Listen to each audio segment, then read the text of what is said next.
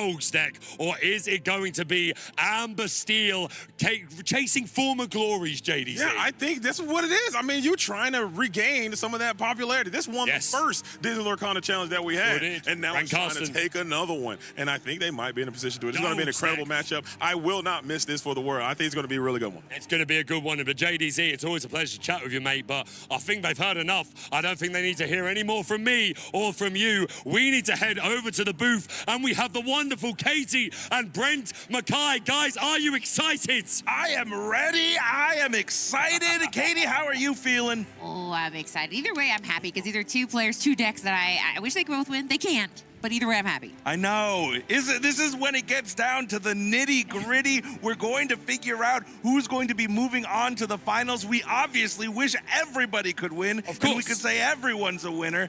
But, man, this is going to be a great match. No. Right? Not there has everyone to be can a take it winner. home. There has to be a loser. And it breaks my heart to know the second part is true, but we are in for some we don't have to worry about that. That's just the way it is, guys. It's just the way it is. But you've heard enough from us. Me and JD, we're going to lock in. We're going to zone into you guys. We're going to throw you the ball. Let's throw it. All right. Take it away. I'm ready. Oh, that was a lot of force. That was a lot of energy. Katie, how are you doing? Are you ready? Okay, I'm going to start with, I'm a little sad because it's almost over, and this is my last chance to be in the booth with you. It's been such a joy. Every time I am in the booth, I am having a time of my life, but the happy part of it is I'm having a time of my life, and we get to watch more Disney Lorcana. How are you? We started with 2,000, Katie. We're down to 4. Oh, yeah. I'm not great at percentages on the fly, but that's really small in comparison. Yeah. That's a small percent of the field that is left. I'm feeling ready to watch this game, to see a match where everything is on the line. Yeah, I mean, either way, it's going to show. I mean, this is the last of the dog decks in the top 4, I believe. So, I mean, this is a chance to prove, is this Amber Emerald Dogs deck the best? But Brian has shown Amber Steel is nothing you can ignore. And for those of you at home, Brian there is on the left. Alphos, also known as Harvey. I did it backwards. Harvey, known in the community far and wide as Alphos, is on the right. A bit of a wunderkind, I would say. Very smart guy. He picked up an Emerald Amber deck in one of the European DLCs and then later revealed he had barely played it. So he made an error in his Golden Mickey match and then later said, yeah, I didn't know that line even existed. I had only picked the deck up a couple days before. I'm sure he's gotten more practice in on this color combination now to make it to the top 4. Katie, I mean, what do you think of this matchup here? I mean, you talk about Harvey. He's played every match. He's played every deck. Then we have Brian, who we found out in his interview, this is his first TCG. So he just showed up. He's like, I'm with my family. It's Father's Day. Let's play some Disney Lorcana. And here he is in the Final 4 with this very storied, experienced, multi-continent qualified player. So no matter what, this is going to be a very big celebration for one of these two players. But as far as the matchup goes, we have seen Brian has a lot of removal, and he's not afraid to use it. But Harvey has not, I don't think, lost an entire game in this tournament. And I know he's faced off, well, I don't know 100%, but it's likely he's faced off against Amber Steel. So if anybody can outmaneuver it, it's him. But we'll see how he goes here, starting with the altar. And Harvey altering first means, I believe, unless something's changed in the last few minutes, that Harvey will be on the play. And if you are the Dogs player, that's exactly where you want to be.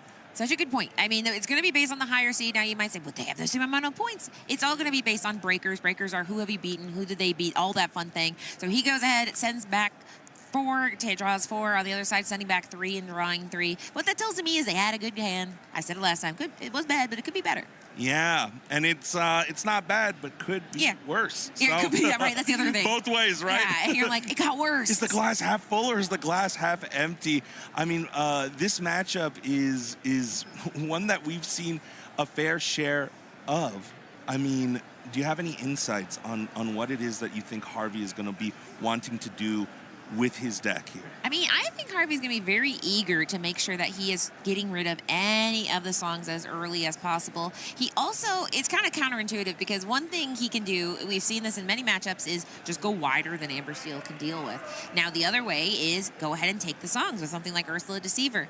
So the problem is that, one, if you're telling Ursula Deceiver you're not going wide, he needs to make that decision. He is going first, so there is some value in maybe getting out like an Aurora, going into a Grandmother Will, going into into another Aurora, playing Eleanor for super cheap and going super wide, super fast. But if he gets countered by Steel, it's going to be hard to get back in. Yeah, that Grandmother Willow is one of the premier cards out of the last few sets. Powerful card, something that the Emerald Amber Dogs players love to utilize. I don't think I see one in Harvey's hand, though. That may slow him down just a bit. As we start off with the Bobby Zimmerowski Cheese Spray Kid coming down, that means we're going to discard something. I can't imagine it would be anything else other than that Lilo. And look at what came off the top there. The card I was just talking about, a Grandmother Willow. And just like that, Harvey has a great starting hand. And it's so perfect. If you guys are wondering, that Lilo Escape Artist, she escapes from that discard. So it adds this little extra bonus, like I'll use this later. Because you can play her at the start of your turn, exerted. So not necessarily right now she's going to be important, but can be super important, especially against this Steel match where she's going to be doing removal after removal, starting with this Singer over here. The Singer 3 Cinderella Ballroom Sensation on the screen there. You see the glorious Enchanted. However, Brian isn't rocking it. Maybe after this weekend, he'll be rocking all the Enchanted. You deserve it. Treat yourself, Brian. This Singer 3 presents a threat because, there's a lot of 3-cost songs that we can sing that is going to throw Harvey off of his game plan here. Yeah, and his game plan is, like we mentioned, try to get some valuable... Like, I think the very, very obvious play will be that Grandmother Willow. Now, generally, you want to also play it with a 1-cost. Now, the tricky part is he doesn't have that synergy here, so he is going to ink that Tramp, and then he'll play the Ursula. Say, no, he can't do that Grandmother Willow, like, power turn. We will instead see what kind of songs he got, and the answer is 2 pretty good ones. Yeah, especially because you don't... It looks like Harvey doesn't have an additional 1-drop. Yes, it which is exactly right, which means that we will use the Ursula Deceiver to take a card, one of the songs out of Brian's hand. When you're playing up against Steel Song, pretty good bet. Your opponent has a song. Yeah, do you have any songs? I was like, oh yeah, like 20 of them.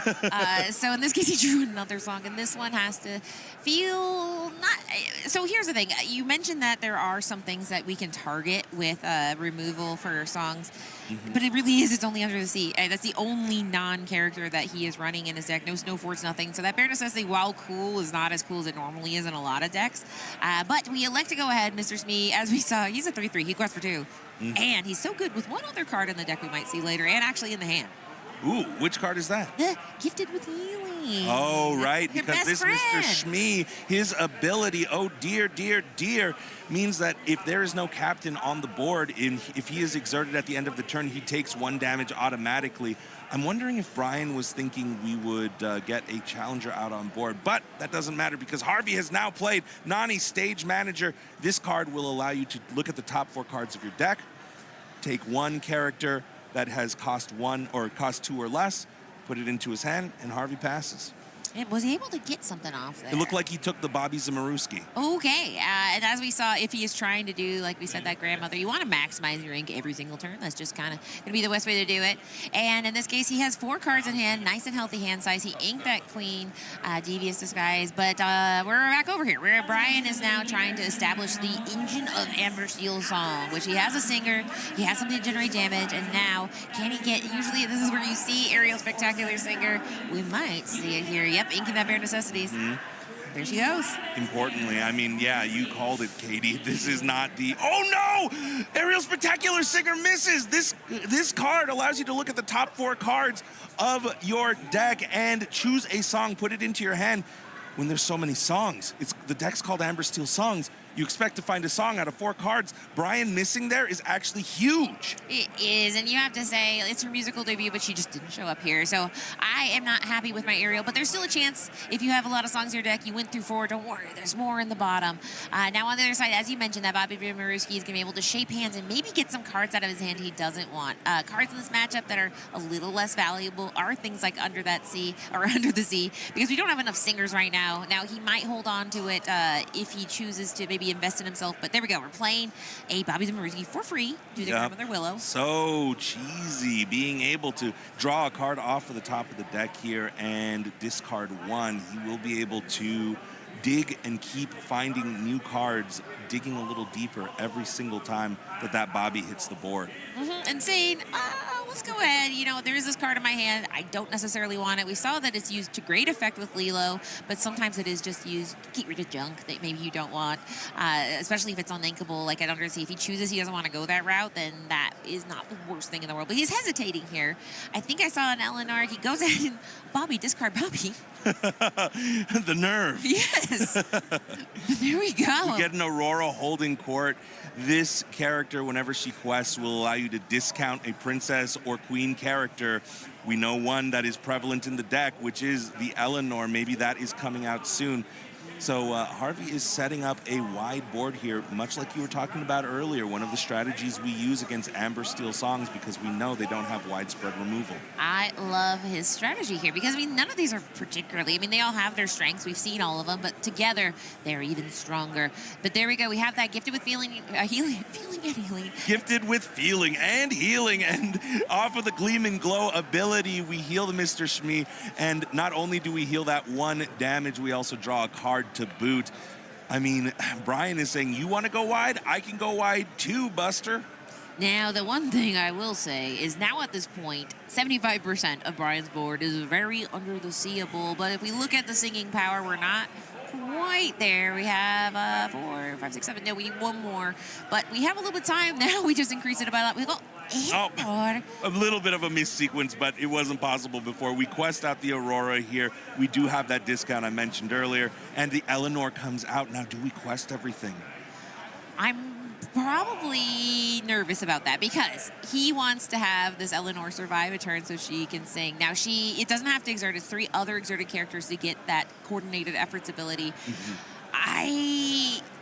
He needs to keep some things to go ahead and back her up in a choral effort if he does have Under the Sea. But if he has any targeted removal, it's kind of all for naught. So he might do a little gentle questing here. We are.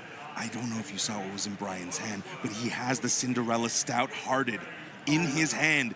This Shift 5 character will be able to shift on top of the Cinderella there next turn.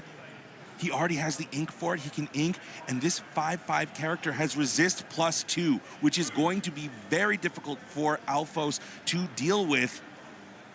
He's doing the will I pass. This is my favorite part when they do this. They hold out their hand, and he's going to flick it if it's time to pass. And he's deciding which character to give the 1 damage to off of the coordinated efforts. It's all right. I coordinated that effort with you there, Katie. You're a renowned diplomat.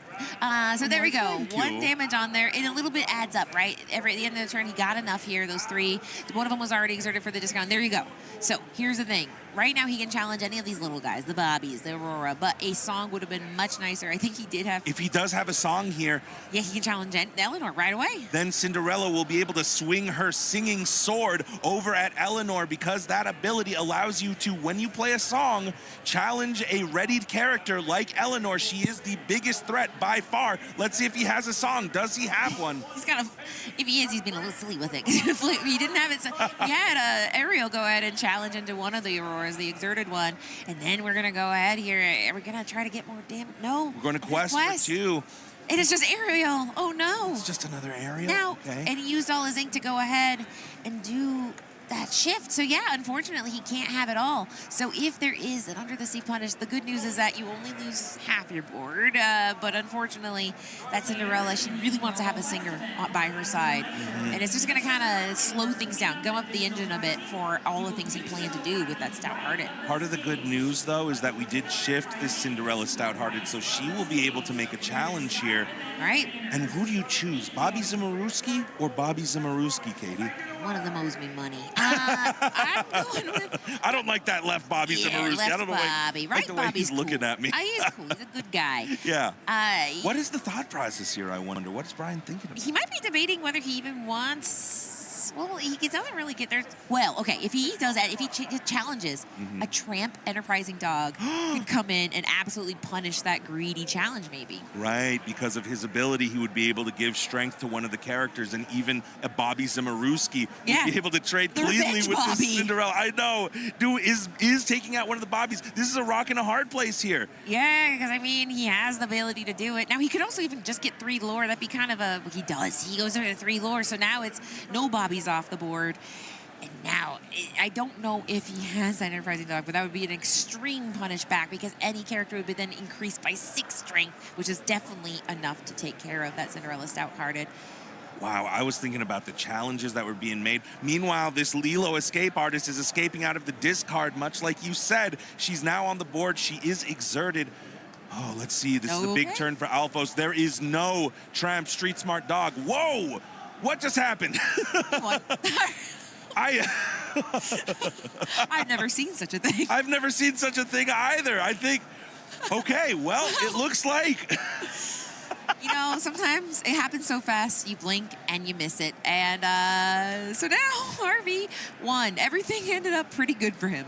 I guess so. It looks like Alphos took that first game. Now, folks at home, a little bit of the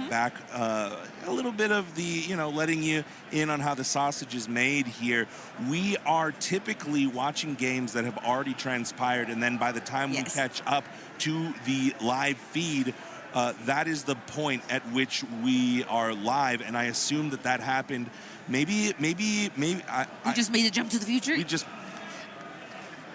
had a glitch. It fast forwarded. I apologize for that, but Harvey did win that first game. We are live now, though, so we are going to watch this next game too, and everything you see from here on out is happening in real time. If you were wondering, you're a time traveler. Welcome. Welcome. You've all time traveled with me and Brent. You've awoken from the world's smallest nap. Yeah, it wasn't that short because I think it was. I mean, Alphos had a lot of ingredients to success there. If he did have a board wipe, if he was able to. I mean, Cinderella Star-Hearted, while cool, needs a little bit of help to really be her coolest, meaning a singer, songs to go with it. I think Harvey did have an Under the Sea, and then if he's able to get all those things probably came together. So Harvey was on the play. He is still going. Well, now he's going to be on the draw. So as we talk, going first matters, but the real test is can Harvey win? Wow, on the draw. We are going to cut back to us for just a moment here, and we're going to give production a little bit of time to catch up with all of the live versus pre-recorded. All that transition can sometimes be a little tricky. All right, so what happened for dinner tonight? No, I'm just kidding. So we'll talk a little bit about this matchup a little bit more. Yeah. I think of these matchups, it's one of my favorite because we talk about these two decks, and there's a term that people use a lot called high roll, and that's a funny term because basically it just means the stars align. I think it's like a more magical way to describe it. And so it was destiny. It was destiny. But of RNG instead. Yes, of RNG. The randomness chose me. And both decks have the ability to have those magical runs. And I think for Harvey, it is going to be getting that Aurora and getting your Grandmother Willow, being able to get songs exactly when you need to, and then having Eleanor fire off spectacularly.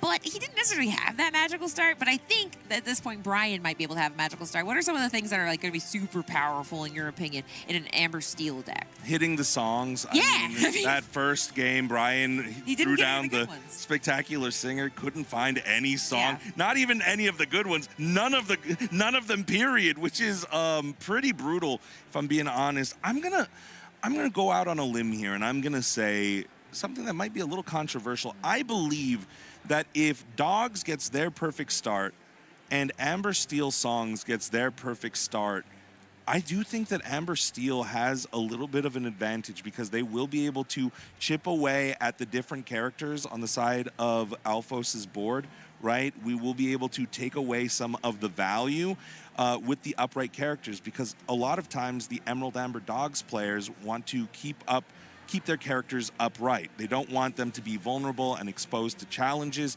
However, we're talking about a deck that has songs that will be able to banish these characters even if they don't turn sideways. So it throws off the rhythm, it throws off the rhyme, right? I don't remember the last one. It's not even thank you. The ultimate alley-oop. Yeah, I'm ready. I grabbed it. I don't know what I'm tossed the ball and then you lightly just tipped it right in. Yeah. All right, but to your point, I think it's like one of those moments where Amber Steel gets stronger and stronger, but if Dogs can outlast that moment where it's like so powerful, the songs are flying, then it gets to the point where you have things like that Lady Miss Park Avenue, and you have ways back in where it just kind of feels like you wipe the board and it spreads like a vine. Ooh, the vine. But it's not the vine. It's just little cards that keep coming back over and over again. I think Lilo Escape Artist is a super powerful card in this matchup.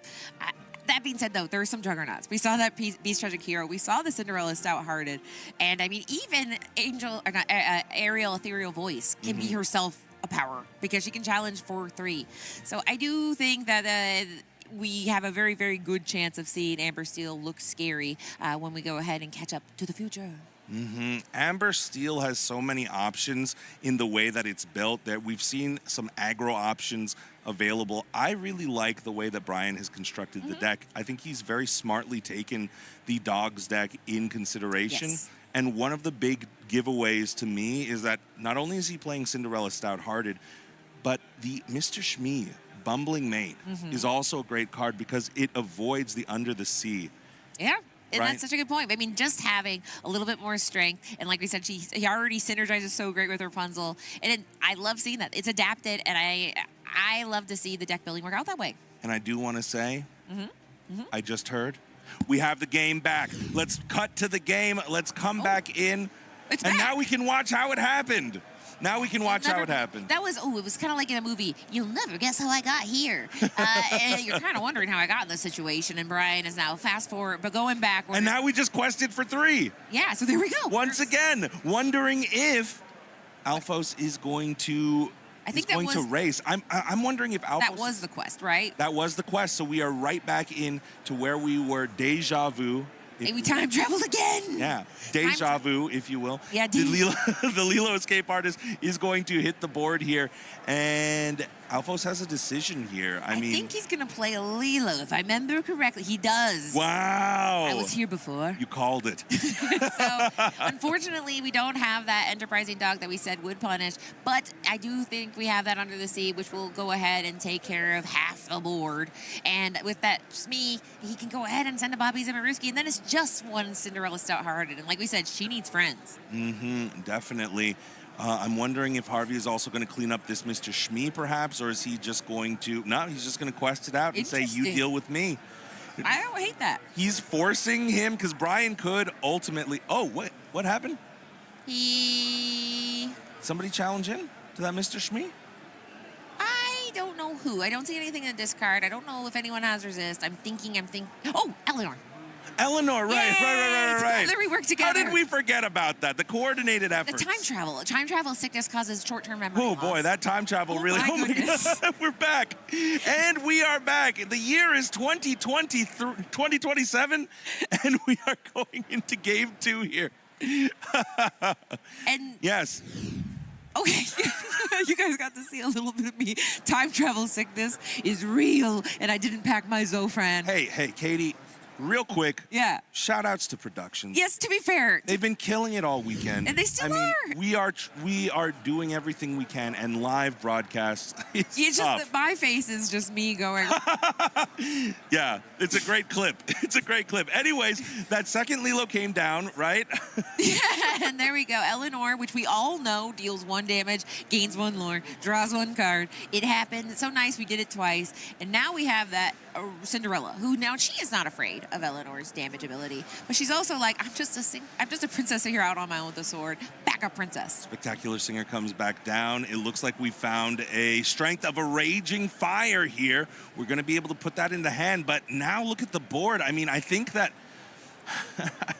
I don't think that this game is going to be going on for very much longer because Alphos is in a commanding position here. This Cinderella will be able to challenge into the Eleanor, take off one of those threats. I imagine that's what's going to happen. With the resist +2, we're going to only take 1 damage. Yeah, but then it sits and goes, okay, let me get ready all my minions here. He has not 1, but 2 rows of characters, and any other characters is going to keep that pressure going. We have 2 great singers, one of them being a great into challenging and questing, but on board, I'm counting here, that looks like 8 lore. Yeah, that's 8 not a lore game. on board. We get to 18, and then Brian has to basically, with 5 ink, find a way to eliminate every single, basically all but 1 character from Alphos' side of the board, and I just don't think it's going to be possible. Certainly not easy. Now, he does go ahead and ink 1 of his only 2 cards. Then he has his Royal Welcome, so it means this might be a big princess. It's a very big princess. Oh, boy, and now Kita, Protector of Atlantis, comes down. Here comes the handshake. Brian wouldn't... I mean, fast forward a little bit. Brian wouldn't have been able to challenge really anything because that key to Protector of Atlantis would subtract 3 strength from everything that was on the board. I mean, maybe we can take out one of those Lilos with the Cinderella Stout-Hearted, but oh boy, Alpho's showing that he really knows this deck and knows how to play to his outs.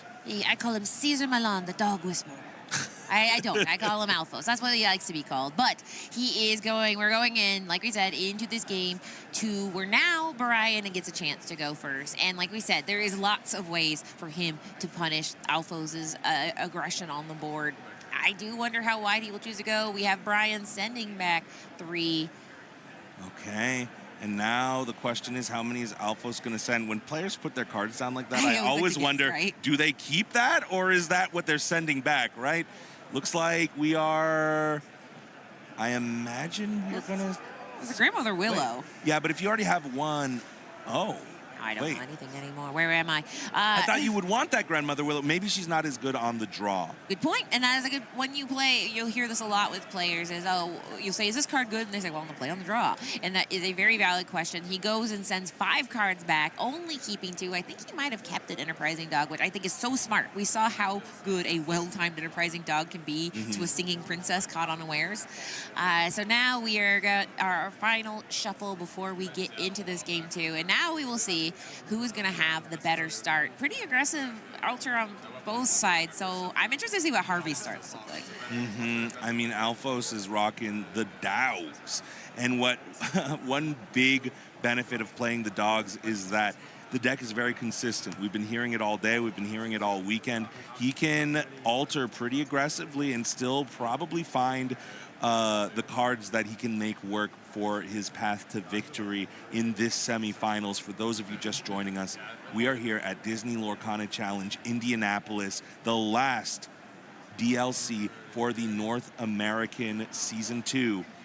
Katie, are you ready for this Game 2? I am, but I don't know if Harvey is. I'm looking at his hand, and I don't see any 1 cost. Did he draw? He did. Okay. Okay, he drew a 1 cost Cinderella Ballroom, and it looks like he did have the Lady Decisive Dog. Yep. With the Ursula, and this all makes sense. Now I understand why Harvey pitched back that Grandmother Willow. Once you get the Cinderella Stout-Hearted down, one of the devastating cards you can sing with this Cinderella is Let the Storm Rage On. So any character that has 2 willpower is probably not as good on the draw, especially. Yeah, it's basically saying I'll remove the temptation to remove my Grandmother Willow.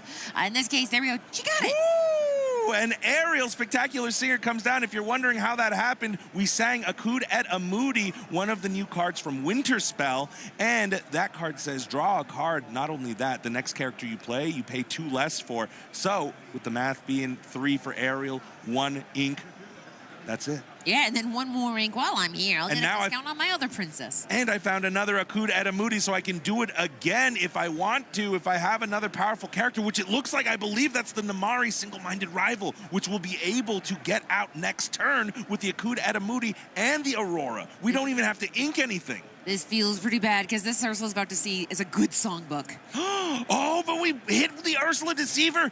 Yeah. And Alphos has got to see the line, right? Well, I mean, I sees the line, but it's also kind of, there's immediate, he's going to lose a lot next turn. So yes, he does go and prevent, because those are not inkable. He can't get to the Mari. I think that is a smart play, but also is kind of seeing like a little bit of a thunderstorm on the horizon where you're like, I'm safe for now, but if that blows over this way, we don't know. Alphos might have another 3 Ursula Deceivers in hand. Right? He could very well have. Wouldn't that be something? We will see, but that's why this character is so strong into the Amber Steel deck. When you know that most of your opponent's cards are songs, then, okay, we're going to take out the Lady Decisive Dog here. One of 2 of this things for Along King Zeus got dispatched here, and now we see why that inkability was an issue. He couldn't ink this turn. He needs those resources that Akud et Amudi. He did ink a Strength of a Raging Fire, but that is not what you want to ink, to your point. That's absolutely not what you want to see. But smart to take out that Lady Decisive Dog, because 100%. With that Tramp Enterprising Dog that has now hit Harvey's Inkwell, he would have been able to boost up that Lady to quest for 3 this turn. Instead, we're going to play Nani, Stage Manager. Look at the top 4. Pick a character. with cost 2 or less. And guess what? In these dog decks, there's a lot of those characters that cost 2 or less. What's the choice between? Looks like Aurora holding court. I think I also saw a Lilo, but he says, no way, Jose. We're going to grab the Aurora holding court here. Very clean gameplay on Harvey's side. I love how he's got his ink and his cards. The hard hand marker is very nice touch here. There we go. Royal welcome time, and both players have access to this royal welcome. I'm very interested to see, is it Namari time? It is Namari time. Namari's single-minded rival. Her ability allows her to draw a card and discard a card at the beginning of each turn, as well as on play. We also, just want to point it out, along came Zeus, Nani, stage manager, so we are keeping Alphonse's board in check. And this is exactly what Brian wants. At this point, that Namari, she is a 5/5. He's putting out his discard to cleanly show that she is not anything you can ignore. We don't have singers on Harvey's side, so Under the Sea is pretty much off the menu for a while. This is a way back in. Grandmother Willow, we talked about being important, but there we go. What else can he pull off here? 2 and then 3, and I also see that in Harvey's hand there is a Rapunzel gifted with healing, and if Brian keeps on turning his character sideways, he's walking right into the Rapunzel trap, if you will. Rapunzel opportunity. The branding hasn't worked yet. It does feel like a trap because it is a trap, because if you go ahead and give that offer to them, they get to draw 3 cards, and if you don't quest when you should have or challenge, then it's a trap for you. In this case, he is trying to look and decide what to keep, and he goes with that very nice old ancient advisor tree, and as we know, it stacks. So if you have one ancient advisor and another one is played, then you get 2 discount basically. We're going to see what gets drawn and discarded. Brian, with a wry little smile there, he basically drew the card and then discarded it immediately. I'm wondering why he did that. At the start of return, you may draw a card. So I've heard players, they go, I'm going to burn a card. I've heard them use that term, where they're like, I'm going to burn 1 card, draw 1 card. And they do it because they're like, I had a player, he would look at his deck and be like, burn 1, draw. And I'm like, what is that? I think it's just to dig further in this case. Oh, you know what? It's right in front of my face. Extreme focus. Namari's ability gives her +1 for each card in her discard. Oh, so you're feeding when it. you just put it off of the top, yeah, that's a great way of putting it. Yeah. We're feeding Namari. She's a healthy gal. But I guess I don't know why you need to feed her much. At this point, she can challenge pretty much anything. I guess if a tramp comes down, he's ready. That street smart dog. But yeah, this is just like you said. It kind of feels interesting because as a card he probably won. He inked a strength. He accidentally discarded a strength. But now, what will Harvey be able to do? Getting that ancient advisor, in that theory, he could play a tramp for a discount. But no, it's another Nani, our 3rd Nani. Wow, a Grandmother Willow into a Nani is just so powerful, and he still has 1 ink to boot here. What cards? I think that's a Mulan Resourceful Recruit. That's a 1 of in hand. That would be a pretty good card, I think. I think in Steel, I would not love a Resourceful Recruit because she's got to be around for 1 turn, and I just feel like Brian, now, while he doesn't have a lot of cards in hand, he doesn't seem very like he likes to, so she does keep that Lilo. Like, he's got to keep Lilo. It's her sister. That is true. That's your sister. Yeah. Think of the synergy. It's the flavors off Just the within chart. the franchise. Now, I would like to point out that Harvey, Brian, while he has this Namari single-minded rival that's very large, 3 of the princesses are very, very under the seeable. Absolutely. And did you see that Alphonse has it? I did. That's why. And now he has enough singers to sing it. It's a sing-together card. Are we going to see, okay, so Beast is not bad. Yeah. Because he will dodge the Under the Sea, but we know that an Under the Sea is incoming here, Katie. Yeah, now there will be an immediate response, but the thing with Emerald that I talked about is even if they come back and they respond, all you have to do is keep going wider and wider and wider, because they can keep challenging turn after turn, but if you're gaining lore and they're only getting rid of 2 characters per turn, you're happy. So he will be able to get some lore here, but I am scared. And Brian's thinking about it. I mean, he's saying a couple things. I think he was mulling over exactly, does Harvey have it or not, and does not quest those out. He could have gained 3 extra lore, but it would have put him in a vulnerable position, and instead, Alphonse is about to have a phenomenal turn here. We can sing with both the Nanis. We can sing with both the Nanis and one of the 2-cost characters and still keep the 2 Grandmother Willows upright here. Whoop. Whoa, whoa, whoa. You didn't see that. Don't worry about it. So Oh no! Kita, Protector of Atlantis comes down. Was that a top deck? I didn't see, but we can use that to subtract 3. And now I mean, okay. It would survive, but I'm scared. So Beast is gone. However, Namari will still stay because even with the subtracted 3, she will be a 3-5. But this is going from bad to worse here because Beast is one of your main draw engines too. Brian is about to have a very bad time as he realizes that now with the Tramp Street Smart Dog, if Alphos didn't have it before, now it's going to be a humongous issue. Yeah, and he is able to go ahead, dig through his deck, draw 6 cards, go ahead and send 6 back. He knows he has Under the Sea, but he's doing 2 things. He's like, okay, I'm imagining he's going to keep that Under the Sea, but he also wants to say, well, what am I going to do after that Under the Sea? He knows that there will be that Namari that can respond. He shows his hand of what he's sending back. Another one of those it's the original Escape Artist, just putting it into the discard. And I think he has another Tramp Street Smart Dog in there. I don't know if he does, but if he does, we'll be able to play it for free. Yeah, I don't know. I'm trying to be like, oh man, because I mean, we say what is not in quotes like the best case, the stars align. I feel like the stars are aligning pretty well for Harvey right now. I would have to agree. So Harvey just trying to figure out exactly how he wants to sing this Under the Sea. I mean, he's going me. I know. And it feels. What pitch, I wonder? And here we go. You said he only needed to use 3. You're going Under the Sea. He's done the math. Under the sea. Sad. Under the deck. Yeah. In any order, but it's still going to be there. And there we have Namari. Oh, no. Insult to injury. Yeah. Now we get to draw 7 cards. We can find another Under the Sea. I mean, man, look at Brian. He knows what's going on. He knows that the game's pretty much over. But take your turn. Take your time. I mean, he deserves to be here. He has won his serialized golden Mickey Mouse. Brave little Taylor. I don't think anybody here is necessarily super upset to be walking away from this match, especially how expertly both of these players have played it. But, yeah, that second Tramp is really just kind of the... cherry on top of a pain cake. Out of a... It's just... Big pain cake. There we go. What do you have in your hand? And the answer is, well, I was going to get some of my cards back with this lady, Miss Park Avenue. Guess what? I get to go up to 10. Unfortunately for Brian, this game is pretty much all but over, barring something insane happening. Yeah, he's going and saying, where are my Lilos? He only has 1. He can play it right now using Grandmother Willow. He only has to pay none because he has 2 of them in play. And then he still has 4 ink. Now that Miss Park Avenue, he cannot play necessarily, but he can now because he had ink with that Hida Atlantean. Imagine we cut to the future right now, and then Brian wins the game, and we don't know how we would be like. I'd say, hey guys, I need to take a minute because I don't know what card. That would be some Sherlock Holmesing of the. Might wonder. Some high IQ. You might wonder how we got here. I got a card from Attack the Vine. Right. Yeah.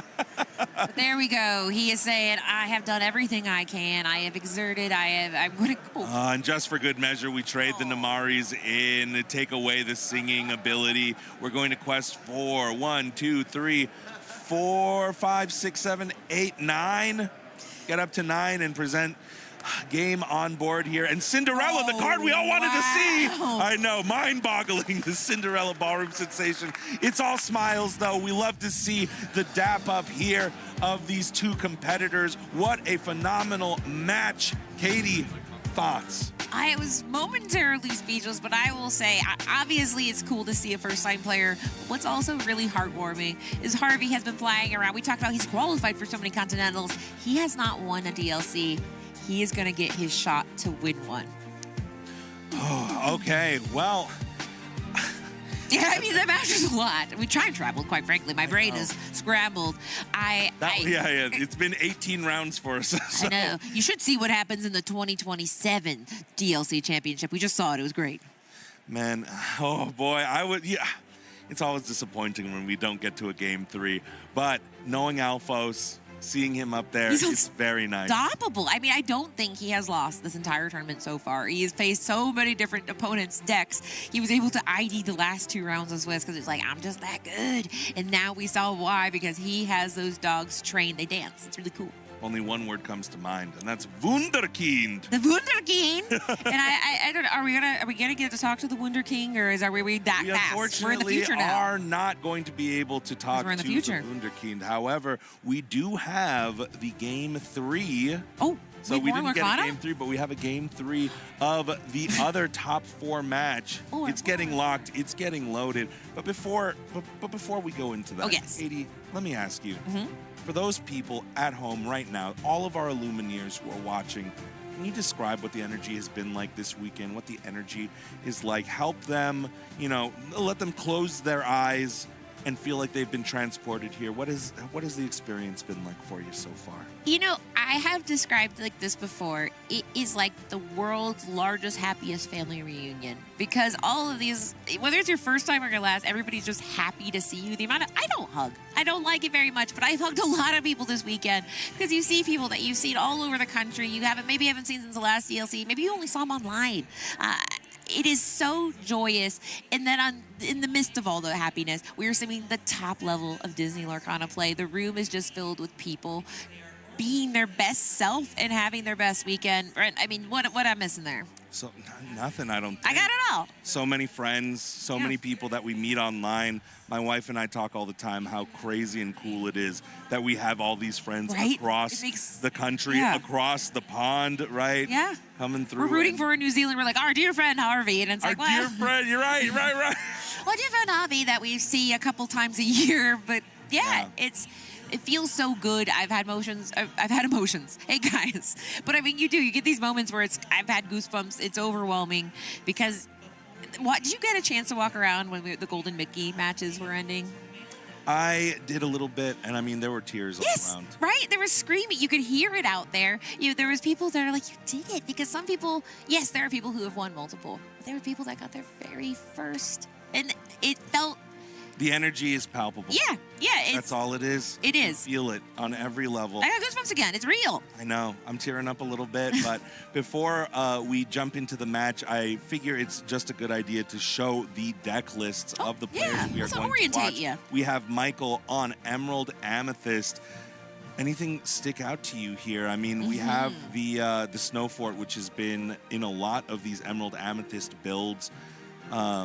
I will say, I think the thing that's going to be kind of punishing here is the fact that you have the ability to exert characters. We have that Elsa 5th Spirit, and then you have the ability to challenge very punishingly with Merlin Crab, Madam and Fox. So you're going to be able to deal with a lot of things. And then that Under the Sea that we're like, Harvey, it's so cool, you have it. I don't want to tell you this, but Harvey, Michael's got it too. It's not a super popular pick in a lot of these Emerald Amethyst decks, but maybe this is why this is the Emerald Amethyst deck that made it. I see you pointing. This Lyle Tiberius Rourke, the Adventurer for Hire, that is a new card from the Wilds Unknown set, which reads, when you play this character, you may draw a card and discard a card, and if 2 cards have entered the discard this turn, your opponent loses 1 lore. So it's another way to keep dogs off. I think it's a very smart include here. I'm so happy because when we get to these end rounds, it kind of sometimes feels like we see all these spicy decks, and some people say that's not a spicy deck, but I love to see that even in these decks that are pretty established as good decks, people are like, have you seen this one? And the answer is no, I haven't seen that one yet, and that makes me very, very happy, and it makes me very excited to see this game 3, but we don't know what was it up against. We don't know yet, but we will right now. Right now? All right, it is Brian on the Ruby Sapphire. I picked at the beginning of yesterday that it would be Ruby Sapphire items that takes it all. Unfortunately, there's 5 items, or no, there's 6 items. JDZ said that he believed in the actions, and we have a few items, but I think this is more of an actions deck. You know what? You're right. It's a little bit of a mix-up. So it's a little bit of a. I just want to give you a little 50 here. Not a gold star, but like one of the green shiny ones, But I think that to your point, it kind of does a little bit of both for that Tamato Happy as a clan, but it's really all about them popsicles. The popsicles are going to be flying around in this deck. But another thing that I think is fascinating is one spooky sight. No, that probably helps out in the dogs matchup. Right. So I think that is very smart to put in here. The only problem is it's very not uninkable, but people probably, I don't want to say, T-Bow's not a card of the game, don't put him up. But I think another one will be Merlin's Carpet Bag. We've seen that be, we need a draw engine. A lot of these cards do a lot of really cool stuff. No, and there's T-Bow. No, you said not to. I know. But he is good. If you hit that, T-Bow is very important. But all that to be said, we need these cards to synergize. We need a draw engine, and we've seen Merlin Carpet Bag put in a ton of work this weekend. Yeah, that has become the primary draw engine for this deck. I mean, even a new card like Firefly Swarm probably helps out with that Dogs matchup. Oh, man. I'm ready to, I mean, I'm excited. I am. I think this is a very interesting matchup because going in, I didn't necessarily be like, oh, I think we'll definitely get to watch in the top 4 this particular matchup. Now, we knew these decks were in the room. How fascinating is it that, like, of the 4 decks we picked, they're pretty much all in the top 4? I just realized that. It just means we big-brained them. We big-brained. We're really, that's why they hired us, is because of our clairvoyance. Absolutely. And our rugged handsomeness. Yes. Especially yours. The soundboard. I'm not imagining that. There is a soundboard that played a whistle sound. That was a whistle, Thank yes. you. I was like, I know that wasn't. I'm hearing things. The time travel again. Shout-outs production. And I know. Meanwhile, production has game number 3 for us. We are going to be dropped right in here to this Emerald, Amethyst, and Ruby Sapphire match. Our player on the left here is on Emerald Amethyst. Our player on the right is on the Ruby Sapphire build. I believe that Michael here on Emerald Amethyst is from SoCal. Yeah, he never wants to grow up. He's got the the Neverland boys. What are they called? Lost Boys. They got the Lost Boy hat here. Then on the other side, from Florida, East Coast, West Coast. We have Florida. We have Brian, who loves this ink combination. That's one of my favorite parts of Infinity, is seeing people go home to their favorite ink combination. Now, as far as who, it's tough to say 100% who's going first here. We'll find out momentarily. It'll be depending on who sends back first. It looks like Brian only sending back 1. Wow, that usually means very confident. He has a very good hand. You never know, though, with these Ruby Sapphire decks. I've sometimes asked players, why did you alter so aggressively 6 cards, or why did you only do 1? And they're like, oh, I just needed the other ink. I was plotting it out. Yeah, I was 5 turns in the future. Yeah, there's something I know. And that is a point. Like, some people call it intuition. Other people call it playing so many games that you just remember the patterns. But in this case, we are now almost off to the races. Now, I think that Brian has an interesting matchup here because he is going to be going a little bit slow. We see this all the time, right? In the Sapphire Ruby build, where it's like, you're not doing much. And then suddenly you get to the heavy top end. We are going on to a fist bump. But let's see if Michael can have an explosive start that punishes Brian's slower start. Yeah, Brian, actually, his deck list is interesting to me. He has a lot of bodies, a lot of characters, right?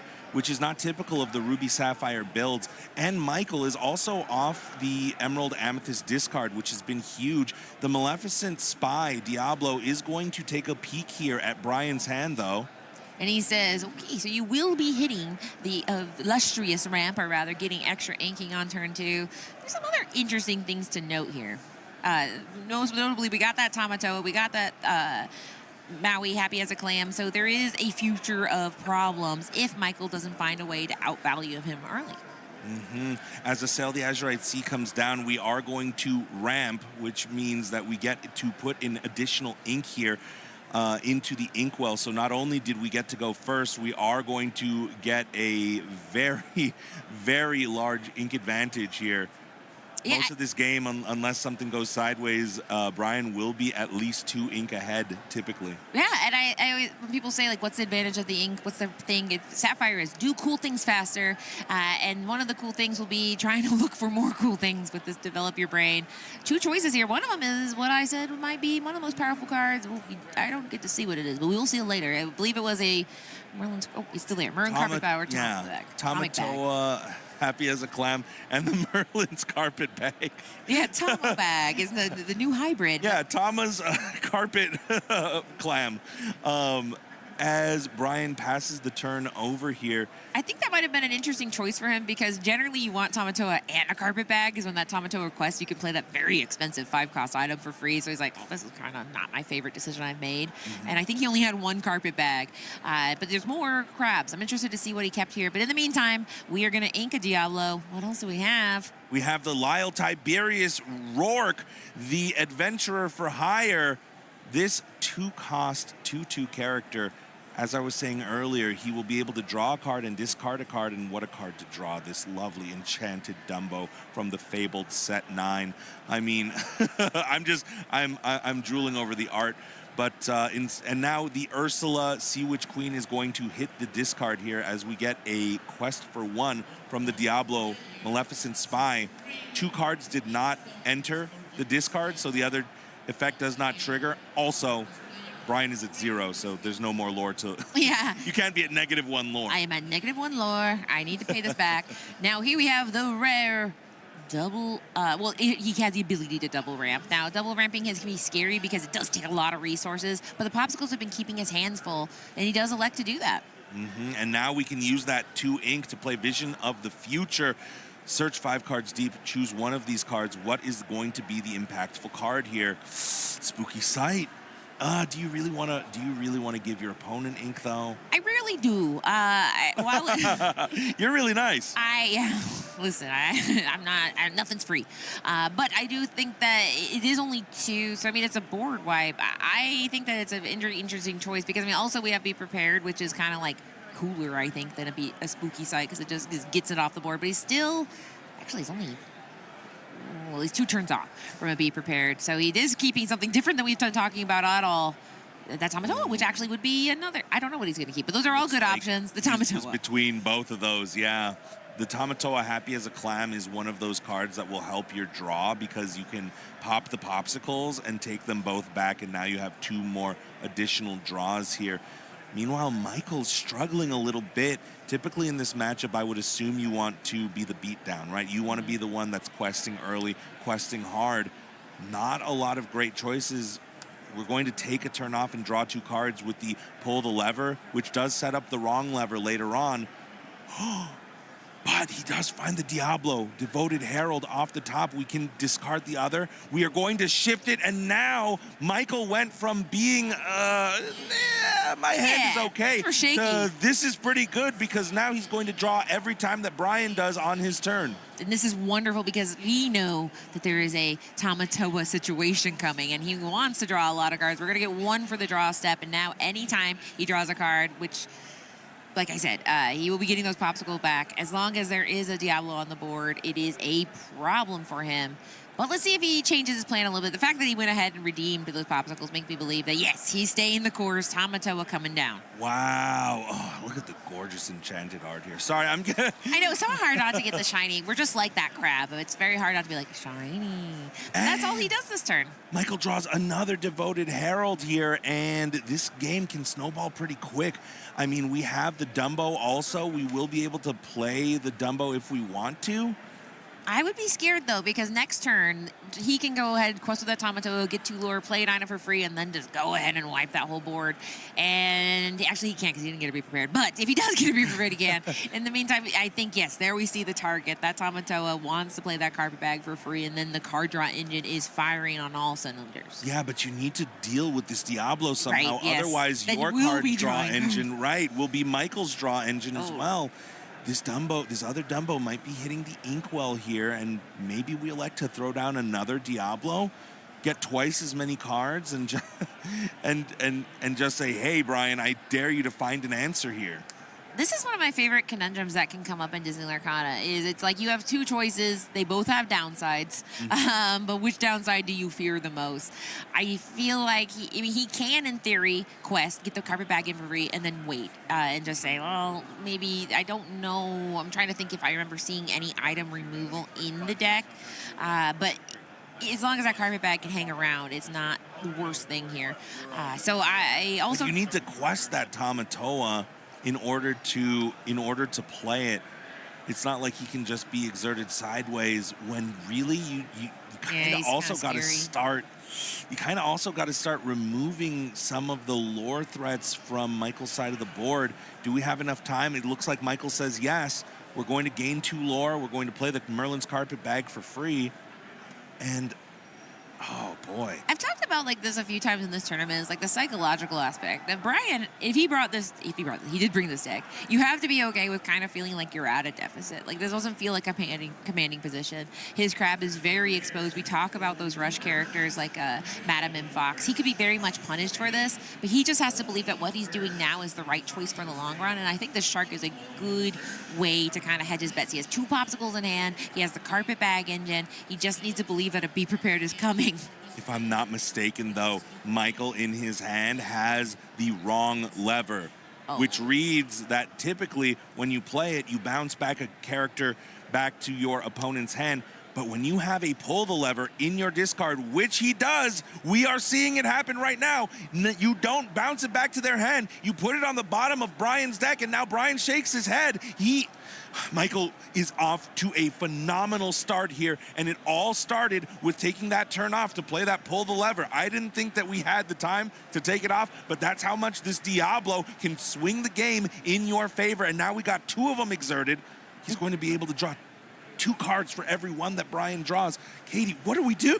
Well, I think we are hoping for that Be Prepared at this point because you're making him have nothing left to lose. Obviously, he can get back. I mean, he has those popsicles and the carpet bag. So I think he's hoping for that, saying, how much do you want to extend onto your board? He has 2 more pull levers. So, I mean, card draw is not an issue for him. I'm interested to see if nope, he doesn't play. He has an Ursula Deceiver, and he's waiting. He's saying, I don't think you have it yet. Looking for the top deck. Yeah.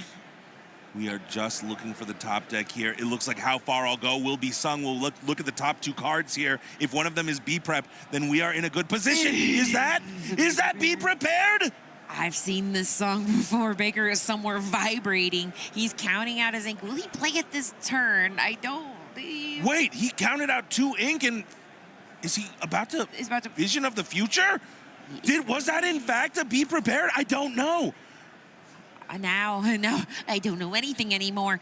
Now, it's possible. There's a lot of benefit to just seeing what your outs are. Keep going a little bit more.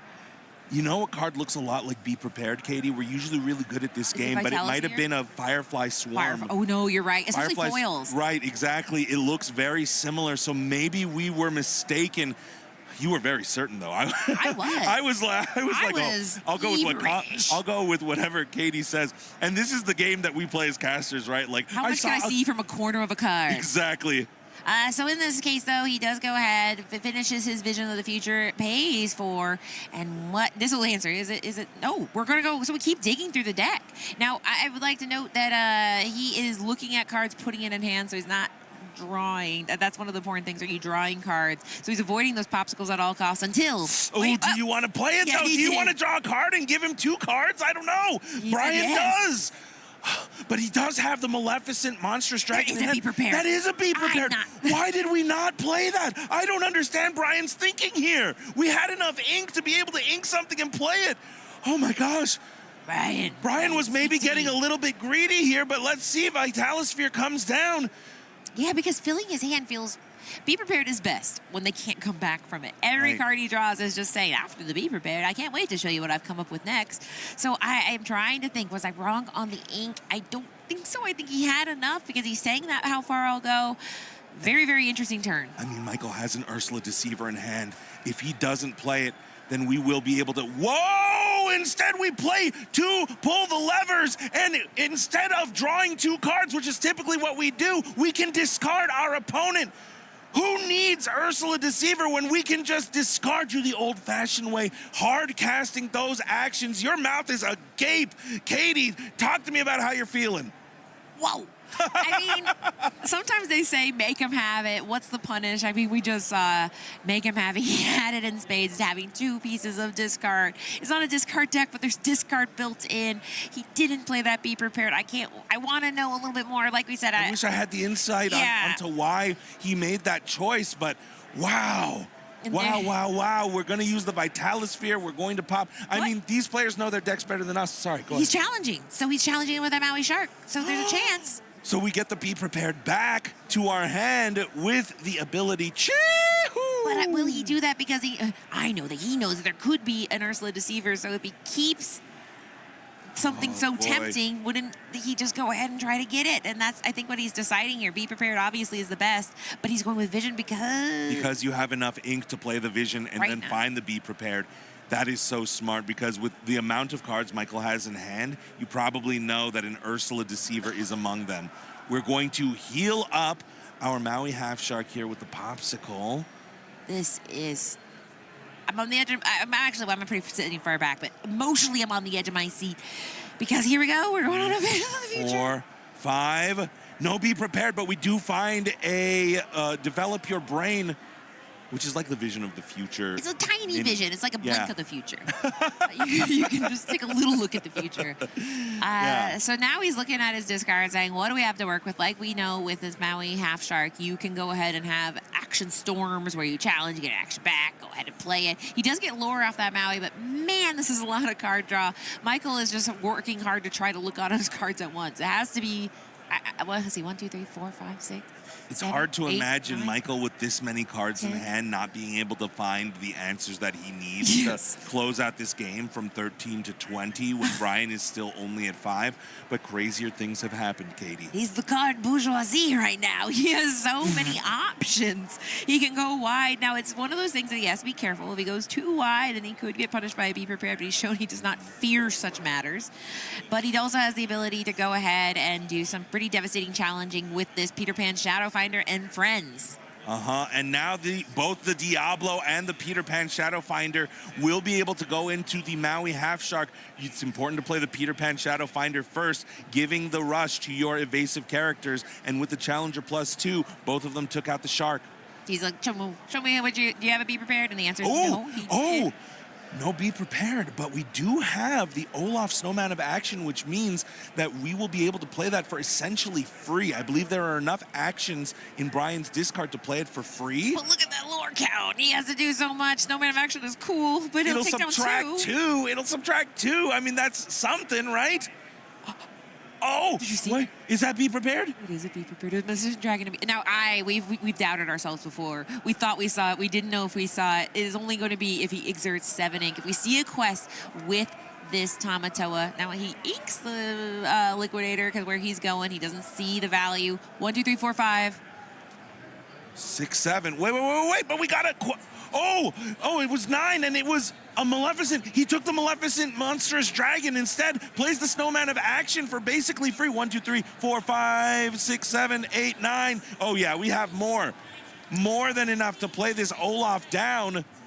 And I think that he's saying, I'm gonna keep you on keepaways here, and I'm going to race you to the finish line. Yeah, because it does, like you said, he took the game off board and also drained 2 lore with that Olaf Chaotic Collision, and he's able to go ahead and get an item, rather with this Merlin, back from the discard. From the Merlin. Yes, there we go. Yep. There's so much going on, and so I love he is making sure we see Be Prepared to get excited. He's like, I'm not playing that, you silly billies.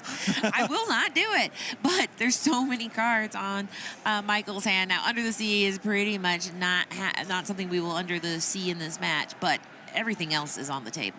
And Michael, I mean, for as close as he is to victory, if Brian keeps pulling off these Olaf Snowmans of Action, right? If he has the Pirate's Life and is able to deploy it, he has all the singers for it, he can keep on putting Michael further and further away. We do have 2 copies, thank you for that, in Brian's deck of Pirate's Life. That is one of the cards that will allow him to just quickly gain the lore, keep pushing Michael down off of it, and maybe win this game. Yeah, and I said it before. I mean, if you're playing this deck, you have to be okay feeling like you're losing. And he is losing in a lot of ways, in the sense that he has 1 card. He only has 4 lore. But what he has is the most powerful games ever printed in Disney Lorcana. To hedge his bets a bit, he puts down a Snow Fort. I kind of saying, like, well, it sounds like you're not going to be wiping the board, so maybe you plan to do challenging. But it also is going to help with this Elsa to maybe get a little bit more value. Increase your strength by 1, and that is enough in this situation. That's enough to take out the Tamatoa happy as a clam and still keep the Elsa on board here. She will be able to keep getting quests in because she's evasive. Not a lot of evasive threats in Brian's deck, one of them being Maui Half Shark, but we already have seen one of them hit the bottom of the deck. And we get a double challenge into the Olaf here, so it's Maleficent, Monstrous Dragon against a single Elsa 5th Spirit. But with this Snow Fort, all of your characters get really, really tough.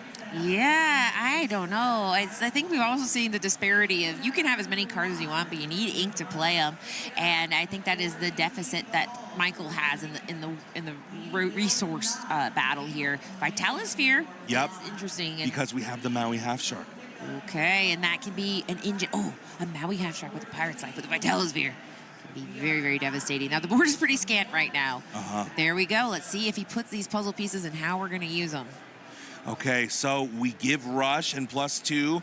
Not that the +2 mattered with a 7 strength here of the Maui Half Shark, but we give the Maui Rush. We are able to take back an action, and the question is, which action do we choose if we are Brian? He's going and looking through that discard, and you do that because you go, okay, I know your deck list. At this point, his open deck list is how many have we seen? We've seen a lot of wrong levers. So he's like, okay, if I get this, how many Ursula Deceivers, how many wrong levers have you pulled on me? He ends up getting a Vision of the Future, a nice budget budget action here. And there we go. Popsicle, and now we got another Olaf Snowman of action hitting the board for free. So this is really crazy how much this has turned. This is showcasing exactly why these players are at the top. You and I were like, it's be over, prepared no! or nothing. And he's like, no, look. And Brian's like, I know my deck better than anybody, and I know that I got all these cards that are going to push Michael further and further away. Why would I want to take away characters on my side of the board as well as your side when I got all these things that can push you back to 12? You get up to 16, no problem. 2 snowmen of action, and you're back down to 12.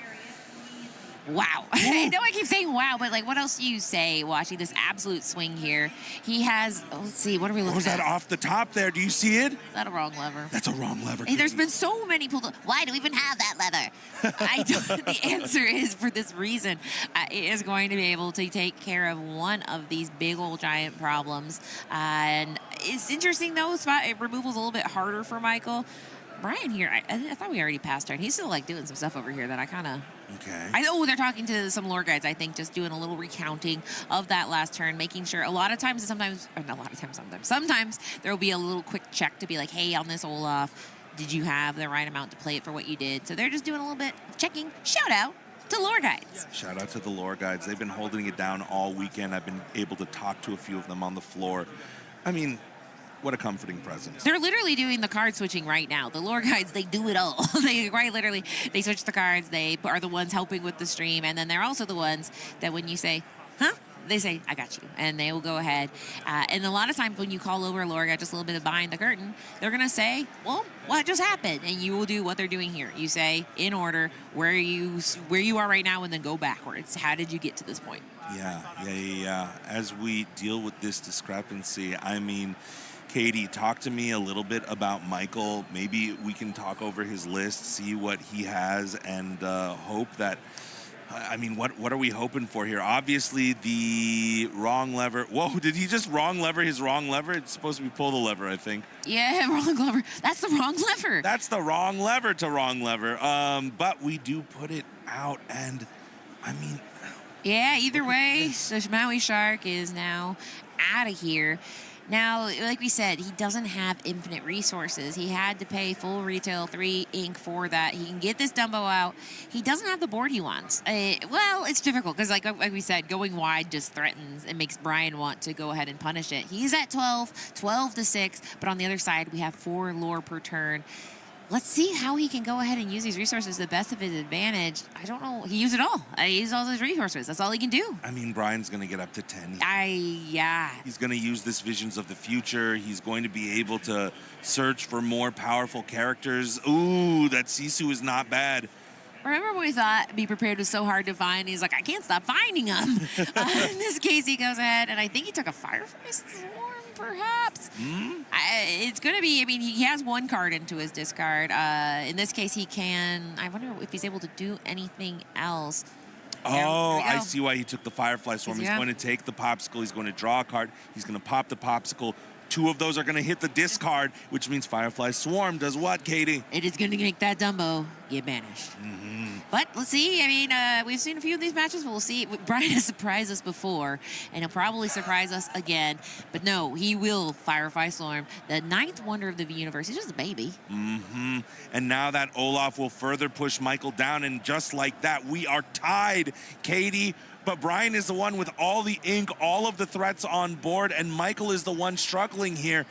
Just a few turns ago, I mean, I was like, it's be prepared or nothing here. And it's so funny. That's why I'm never too confident in calling anything a mistake or calling anything an error, perhaps, because it's just, we don't know these decks like these players know these decks. I think you play this exact Sapphire Ruby or Ruby Sapphire deck because you know you can crawl back in, unlike any deck can in the entire format. You get to these top, I mean, look, it's Maleficent Dragon. I mean, to be fair, I'm like, it's Maleficent and Olaf, the 2 most formidable. He says, what do you have? It's a Liquidator. He has been able to go ahead and be prepared. He's found a few, doesn't need him where he's going. Liquidator is just an inkable fun card. Now, it can challenge for 4, but at this point, he is in the lore gain part of the tournament. And that feels terrible. He paid 2 ink for that. He doesn't have enough ink to just be playing things that don't get value. He needs to keep getting characters established on board. The problem is that Brian already has 6 lore represented, and he's presenting a 2-turn clock here. So Michael has to find a way to get to 10 and just hope that Brian doesn't find another Olaf Snowman of Action or that Pirate's Life. Otherwise, we are looking at the next finalist of our DLC here. Game is not over yet, though. The popsicle will be popped. We will use Merlin Carpetbag's effect. We'll keep popsicle in. We'll play the popsicle. Oh, there's another one of those Firefly Storms. And he's, like we said, this popsicle feeds perfectly into this Firefly Storm, basically saying it's all a Dragon Fairy, meaning you can just banish a character. So much synergy, and now Dumbo is gone too. We're questing for 6. Does Michael have anything he can play off the top of his deck that will stop Brian from questing out next turn and get to 20? And meet Alphos in the finals of this, the Indianapolis Disney Lorcana Challenge. It's a Diablo Obedient Raven. I don't think that's enough, Katie. I don't think there's anything we can do at this point to keep Brian off. Oh, he's going to try, and shout out to Michael for staying in this, because sometimes it feels like you're just like, I just want to get to go maybe have dinner. But no, he will keep playing here, having some friends on the other side, seeing what his friends will bring in. We see that Lyle. We see Sabotage, another card that could be cool. I mean, it could have been cool earlier against that Merlin's Carpetbag, destroying an item. But man, right now, he is not. Too much value. Yeah, it's too much. Too much to handle, too little, too late. There's some cool things he can do. That Merlin Crab is great with that Ursula because she can then challenge for 4. But still, that's not enough. He has to take off 2 things, not just 1. And if I'm Michael, I mean, this is pretty devastating, right? It looked like Michael was going to run away with this game from the beginning. And unfortunately, it was just not the case here. We are going to use the Lyle Tiberius Rourke. We can put 2 cards into the discard to shove Brian down by 1 lore, right? Using a pseudo sort of Olaf Snowman of Action effect. But yeah, I mean, we can delay the inevitable here. What looks to be the inevitable, but now that we got that Maleficent off using the Merlin Crab, I mean, Brian will only be able to quest to 19 next turn, so he buys himself a turn. Well, 2 Olafs, that's to 20? Right. No, because at the end of the turn, Lyle Tiberius Rourke reads that if you discarded, if 2 cards entered your discard, you will subtract 1 lore. Time so he will only be, right. Sorry, guys. Deja vu, Katie. I've already, but you come from the future and then you come into the past. So many things could happen. So yes, that Lyle, like you said, it gains 1 turn, but man, he's not the control deck here. You're trying to out-control the control deck with all the ink, all the possibilities. That Merlin's Carpetbag is driving everything forward, and I am feeling just kind of like, I can stay in the game, but can I win it? And the answer is yes, you can stay in it, but this winning part is the hard part that I'm having a hard time seeing it. Sometimes the question isn't how do I keep my opponent off getting to 20? The bigger question is how do I get to 20 from where I'm at before my opponent does? And I don't think Michael has an answer for it. But I respect him for playing it out. You never know what's going to happen. Yeah, and he has played. It's not time. We're in the top 8. We want to see the best of the best for Disney Lorcana play. We see another of those monsters. He's worked so hard to get rid of that Monsters Dragon. And he says, I have the sequel, but before we do that, let's see if we have anything cooler. We'll do that dance we've seen with the hockety-pockety popsicle dance. One of my favorite abilities. Merlin's carpet bags, hockety-pockety. Let's see what Brian does here. Another Maleficent Monstrous Dragon. We're going to quest up to 19. 2 more lore subtracted from Michael. We're down to 8. This is... And Brian has, I mean, for all intents and purposes, unless Michael somehow has the Be Prepared off the top here in the wrong color combination, Brian will be meeting Alphos in the finals. And that is... I don't want to be too premature. Like you said, anything can happen, but not really anything. Whatever's in this deck can happen in a series based on the resources he has. A Snow Fort will not do it. A Diablo will not do it. A Sabotage will not do it. We can draw a card. Diablo can challenge into something and turn to a pile of feathers of cards. We can wrong lever something. We still had that. We utilized 3 pull the levers, and we've only used 2 wrong levers.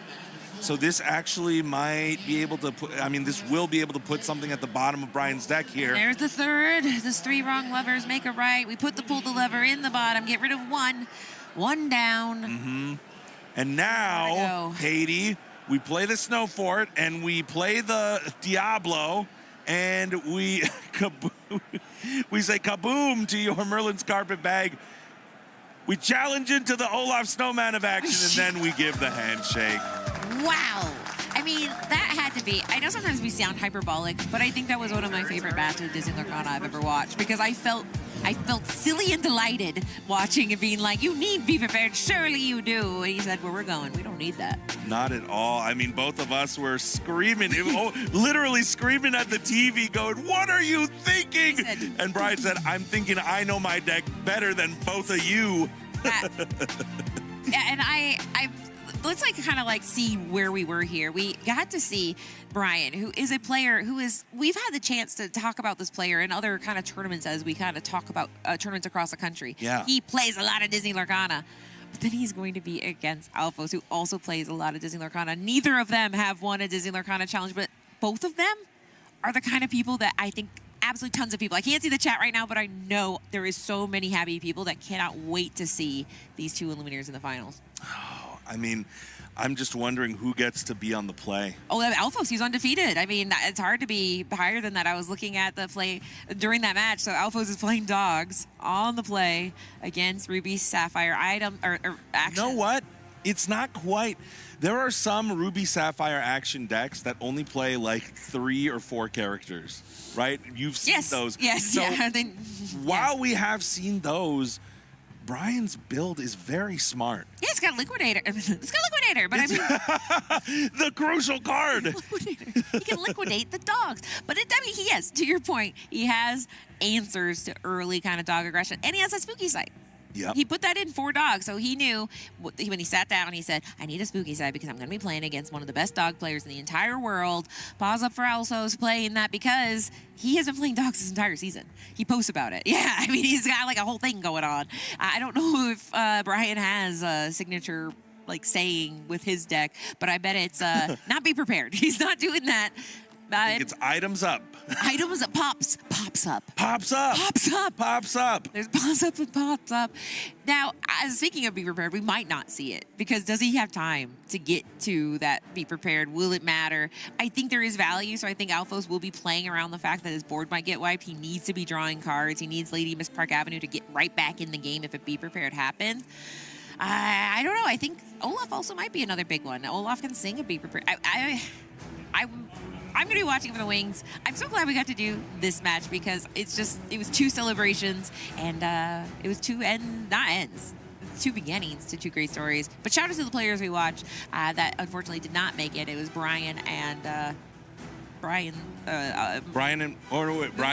in the first round that that's throwing me off. Yeah, the Brian and the I that did not win. Either way, we will have a look at the bracket, I believe. Okay. Yes. Great. If I am correct, we will be throwing it to the bracket right now here. There we go. It was Brian and Michael. Brian and Michael. Yeah, and either way, Brian with the Y proved himself as the Brian that we're making in the finals. And this is, like we said at the beginning of the tournament, for you guys that didn't get a chance to watch in the morning, we said there were 4 decks that we predict. Now, mind you, there's a little bit of overlap, but what are those 4 decks that we said we'd see, or that we wanted to predict to win?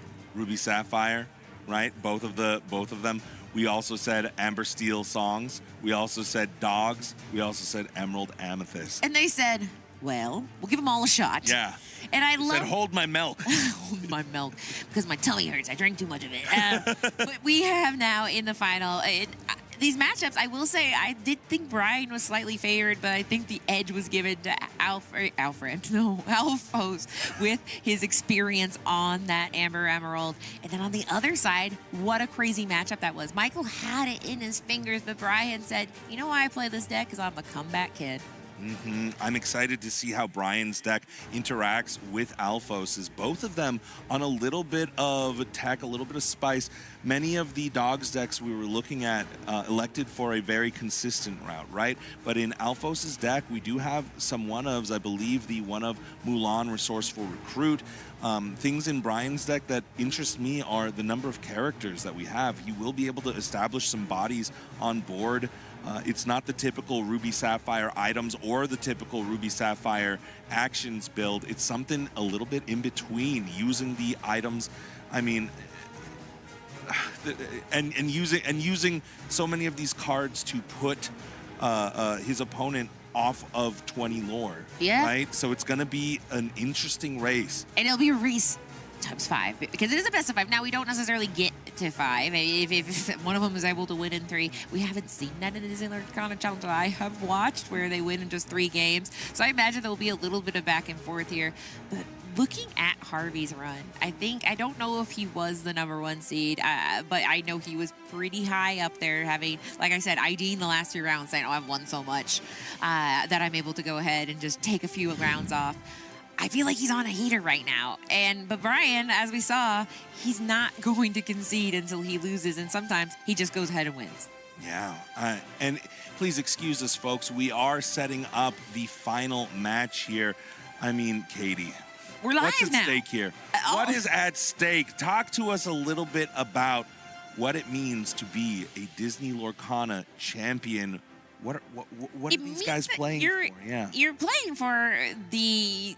You're in history at that point. Yeah. I mean, at a certain point, I can name... Oh, no. I can name every Disney... Okay, I can name most Disney Lorcana. No. Yeah, right. But certainly the challenge this season, we had Frank Karsten, we had Fungus, and now there will be a 3rd North American champion. And these people, they walk around. When you see a champion of a DLC, people say, can you sign my card? Can you do this? Because people say you're my role model, for lack of a... I mean, people don't say those words, but they're like, what deck do you play? How did you do this? And so you are going to win the respect of the community, but you are also going to win prizes. Namely, you're going to be qualified for a little tournament coming up. Yeah, that little tournament called Worlds. The Disney Lorcana Championship Worlds event is an invite that is highly sought after. Typically, you have to do well at the national level championships in order to qualify. But there's another way to qualify, and that way is winning one of the Disney Lorcana championships. So one of these players is going to be getting an automatic invite to Worlds, as well as an invite to the North American Disney Lorcana Championships. Yeah, and sometimes I know whether they've qualified before or not. Harvey obviously definitely has. I'm like, maybe I know. No, I mean, I think he actually got qualified within the first Disney Lorcana Challenge in North America because he's all over the place. He's from New Zealand, but you wouldn't know it because he's literally everywhere all the time. But I'm very excited to see if this is going to be the storybook run for Brian because he's out there. I mean, I walked through and I saw so many people from his little testing group and all the testing groups of all the people across the country just being like, it's you're doing it. This is your day. And I think for both of them, they were probably surrounded by a ton of love and a ton of support. And man, and they get a trophy. I know that sometimes we're like, and there's a trophy, but it's really cool. The golden trophy. I look at it all the time, every time we're in that like lounge, and I'm like, yeah. I want that. And I think is that you can't have it unless you win. And I'm ineligible. I've been casting. I don't think there's a person who's picked up a Disney Lorcana deck without saying, I would love that trophy one. Right? Because it's just, you play in locals, you play at the kitchen table, you start playing in these set champs that are going on right now, and then you get this little bug, and you're like, wait a minute. I've seen people in this room that, like, we heard the interviews of people saying that, you know, I came to play, but I did pretty well. My run went way better than expected. I'm very fascinated to hear about these Lumineers and just kind of like what their days were like. Was there trials, tribulations? I don't think Alphos had a lot of trials. I looked at his bracket. I was like, no, he's just crushing. But sometimes everybody loves an underdog. I think Brian might be a little bit of an underdog in this matchup. I think people might. Alphos is for sure the more well-known player. And he's the person going first with a faster deck. So, I mean, I think it's going to be Brian's work is written out for him. But we saw in that last match, give him a challenge. I think he likes it. We are going to close the last chapter of this Disney Lorcana Challenge Indianapolis in just a moment. We're going to throw it to a quick video, and then you will be watching the finals. The finals. Of the Disney Lorcana Championship Indianapolis. Don't go anywhere, folks. We got all the action for you in just a moment.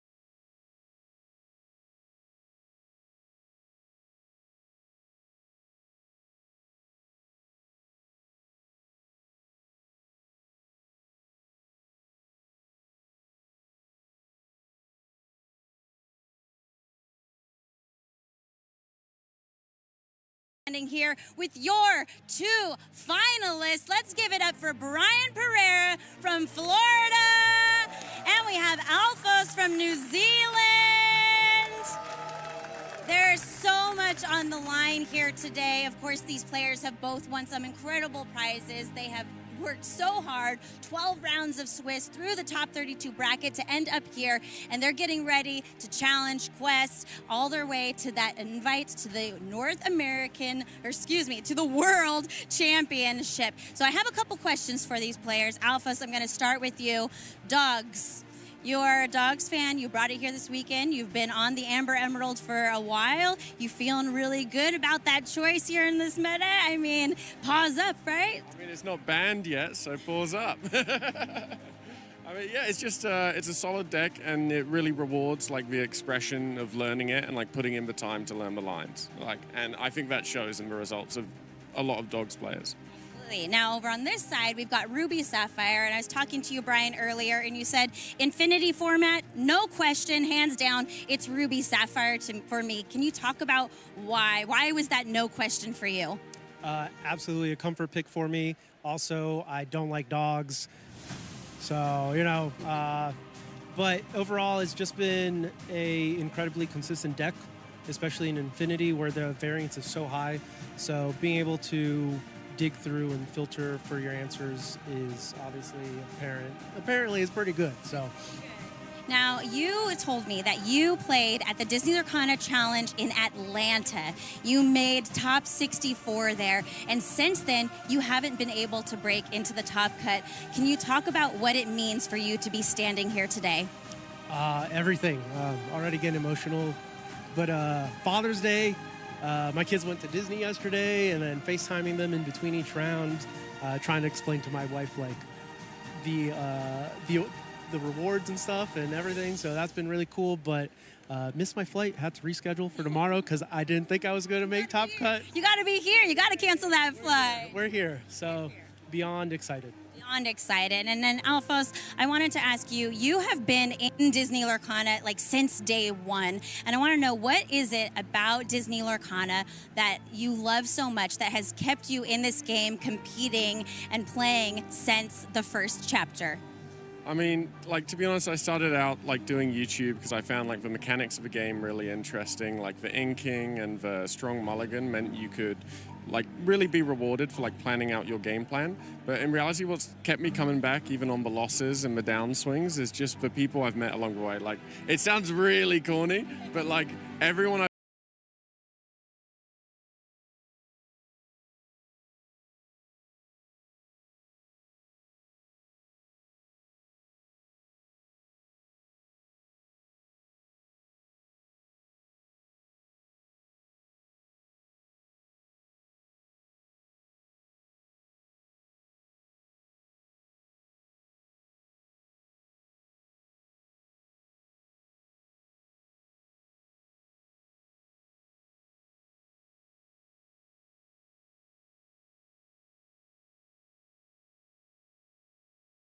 So, over in Europe, we started a little tradition this year, and now we're in North America, and I want to see what you've got, all right? So, without any further ado, the following contest is for the Disney Lorcana Challenge Indianapolis Championship!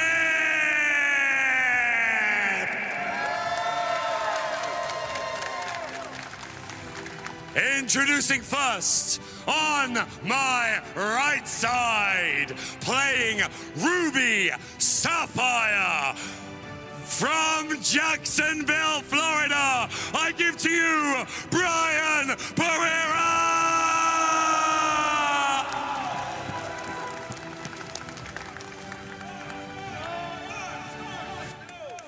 And on my left side, from Nelson, New Zealand, playing Amber Emerald Dogs, I give to you Alphos.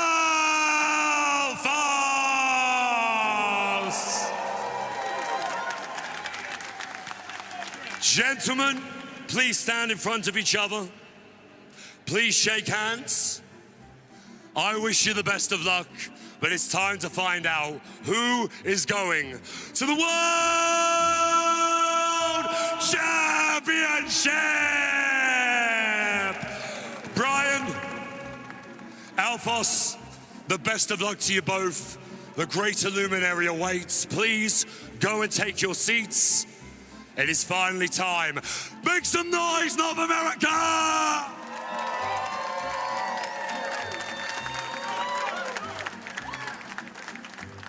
Without any further ado, enjoy the match. We'll see you soon.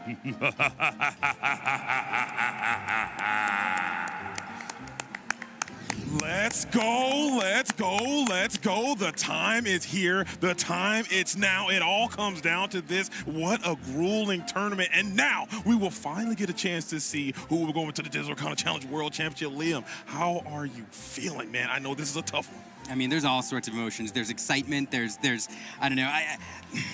There's a lot. I'm going to talk about it more. There's a lot of emotions going on right now. This is the biggest moment of some of these Lorcana players' lives. This match right here that they've been working to for years. We've been working towards this all weekend, watching 2,000 players winnow their way down to this final two. And what an exciting chance to get to watch this game live with you, JDZ, in this booth, and with all of you who are watching from at home. If you're at home, make sure your seat back is up in a locked position and you're ready to go. So make sure you share the stream with your friends and let them know the finals is about to begin. But really quickly, we're going to go over the bracket of the finals and talk about the tournament as it has coalesce to this position as we have Brian there on that Ruby and Sapphire versus Alphos, Harvey on the Amber and Emerald Dogs strategy. And I'm telling you, these two prolific Illumineers have been backbones of this community. Absolute grinders. Alphos, as I stated, is one of the most consistent players we have in our entire game. And Brian, a.k.a. Sploosh Magoo, he is a big friend of mine, and I know how much work he's been putting in. And now here he is at the finals representing Florida in this tournament, Liam.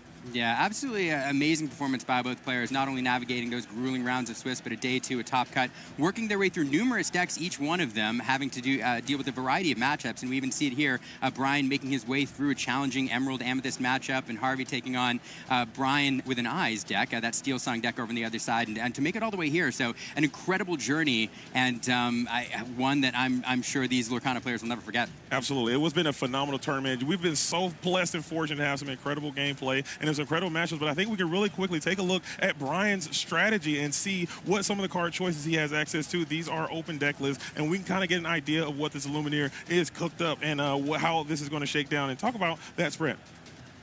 And right now, it looks like we have, we're going to go check it back. Well, we'll check it out. We know it's Ruby and Sapphire. We know it's more of the action build, the deck that I did pick to win this tournament. I think it's a very powerful strategy. It is in a nice spot in this metagame, and I think it's pretty decent in this matchup. What do you think are some of the key cards that maybe Brian might use to achieve victory in this matchup? Well, it is very well positioned in this meta, especially against dogs. We actually saw it a couple of weeks ago take down a CCQ, working its way through a whole bracket full of dogs and taking it down pretty handily, I might add. One of the things this deck has going for it is wide removal.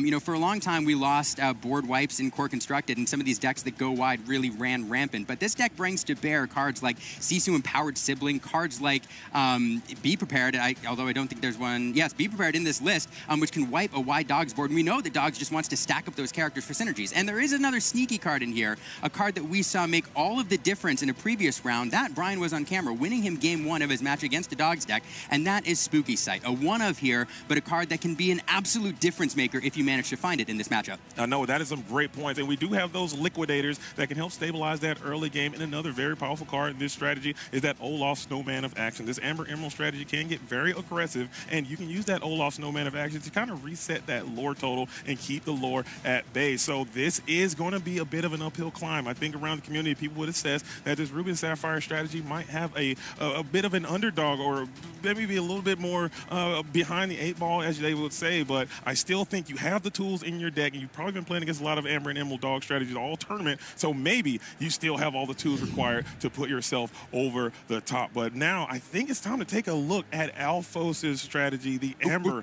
and Emerald Dogs deck. And I know they got some fans pause up. I'm fins up myself, but pause up and let's talk about this deck and see exactly what Alphos needs to do to turn the tides on Brian.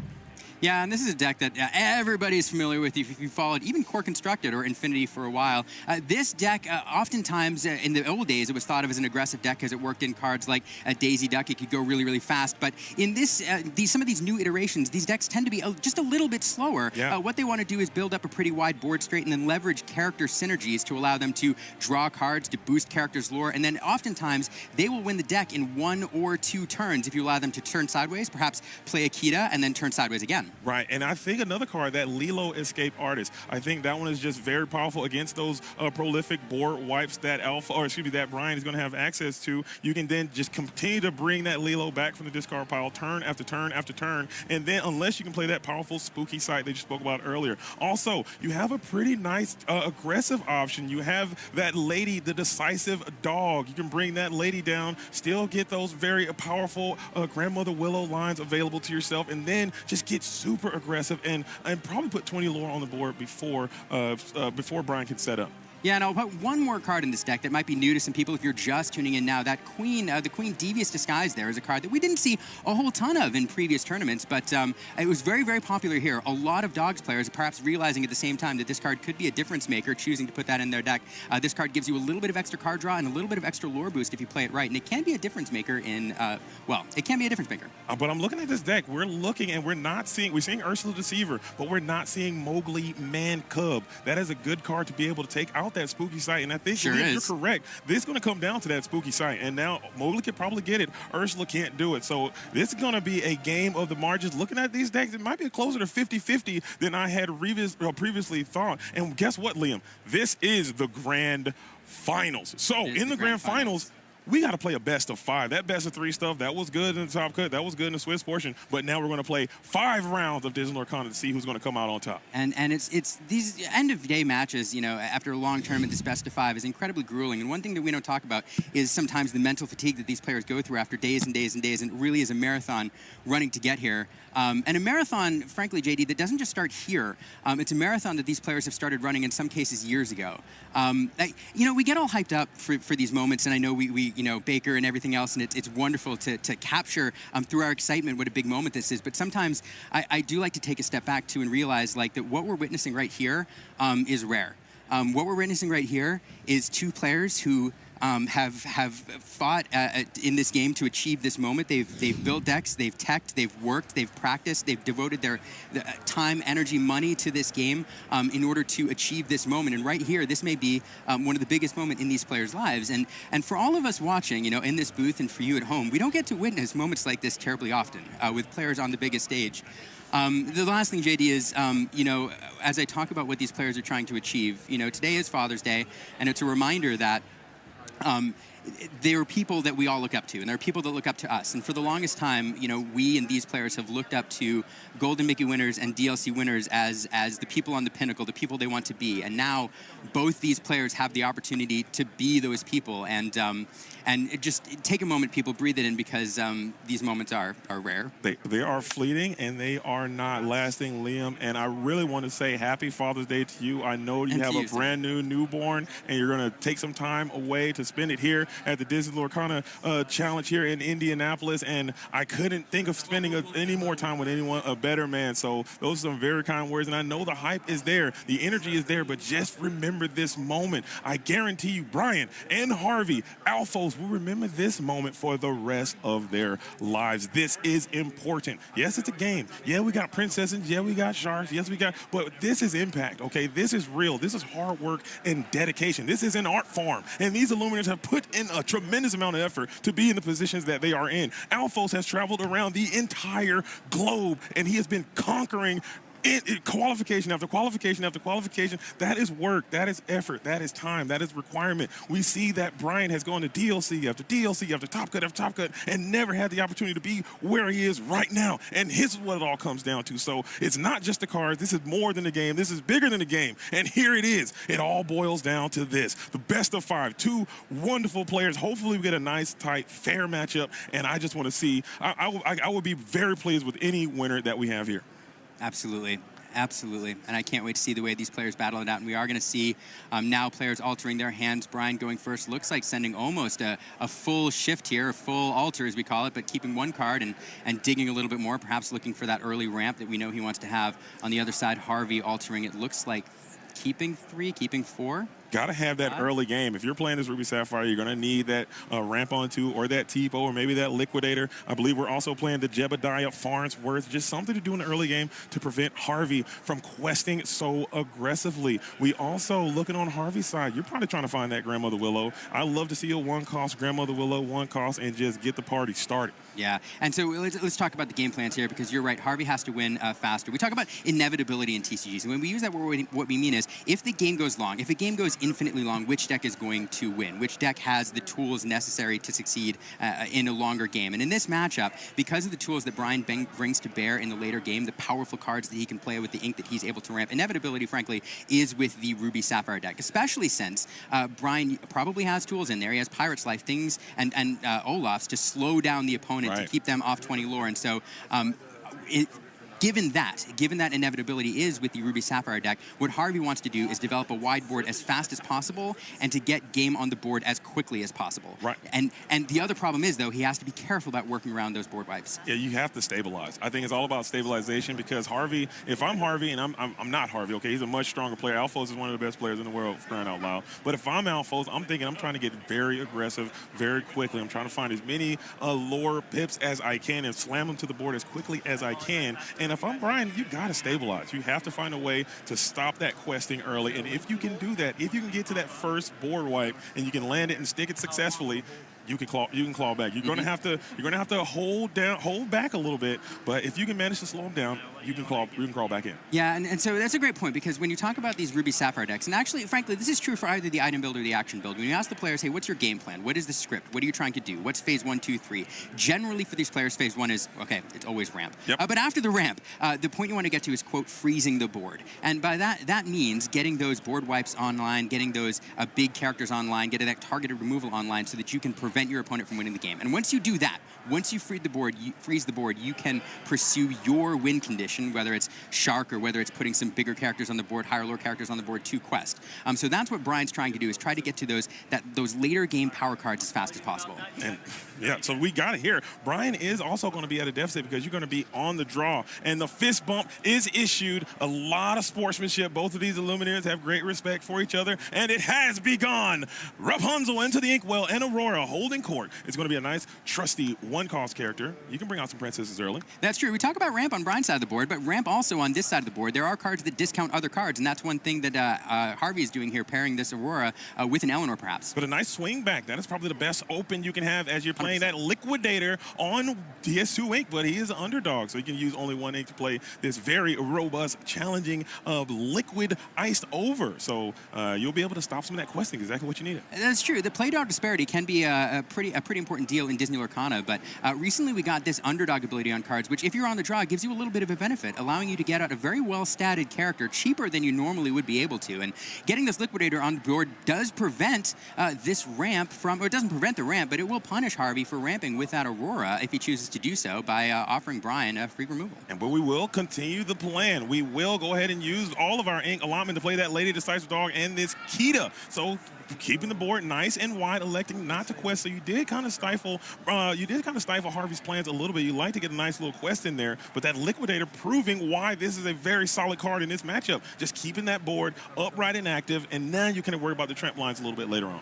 But Harvey has set up nicely for an Eleanor here on the next turn, able to exert all of his characters. And even though he can't deal with that Liquidator by Eleanor alone, he will force Harvey into a trade situation if he chooses to challenge it and get a card and a lore out of it as well. So I didn't see if we have the Eleanor in hand, but we have a nice play to follow up this early wide board. Very true. The Dogs players have been really leaning on that tramp line to start, very consistent tramp line, but now it seems like the Dog players, at least the Dog players that I've been speaking to, kind of prefer this Eleanor line that you spoke about, Liam. But if you do exert that Lady Decisive Dog, that Liquidator is looking for a challenge. And if he can get a +1, even a +2 sometimes, you'll take that all the way to the bank. Now you're sitting at 3 ink. Looking at Brian's hand, it's a little bit clunky in brick. Yes. As you do have those how far I'll goes available.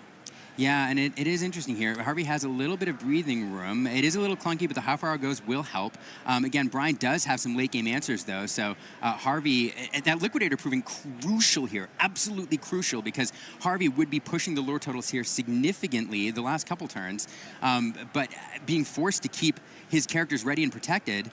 And talk about going wide. Yeah, this is wide. We are way wide. And that Tramp Enterprising Dog does target the Lady Decisive Dog. They do have a nice synergy there. She will reduce his cost, so he's able to be played for free or for cheap. And you will be able to increase her strength to above 3. So now she's questing for 3, I believe. Yeah. Oh, go ahead. I'm sorry. No, she should be questing for 3 in this position. Yeah, so that lore total, I think, on the right, I think we did see a 1, 2, 3, 4, 5 quest on that, if I'm not mistaken. I believe so. Something to keep in mind. I do think that lore total may be a little bit off, unless I'm, again, missing something. We will keep that updated for you all. At a minimum, it should be 3, but I'm fairly confident that Lady Decisive Dog did get her full value quest. Liquidator will have to challenge there. I'm sure he's going to challenge anyway, but we are going to take that challenge and take out that Lady Decisive Dog. But this board is massive, and we are going to be able to find the Tramp. Street Smart Dog, very powerful in this Lady and the Tramp Emerald Dogs deck. This character will be able to draw a card for every other character you have in play and then discard that amount. And you can play them for cheap sometimes. You get a nice little discount on the Street Smart Dog.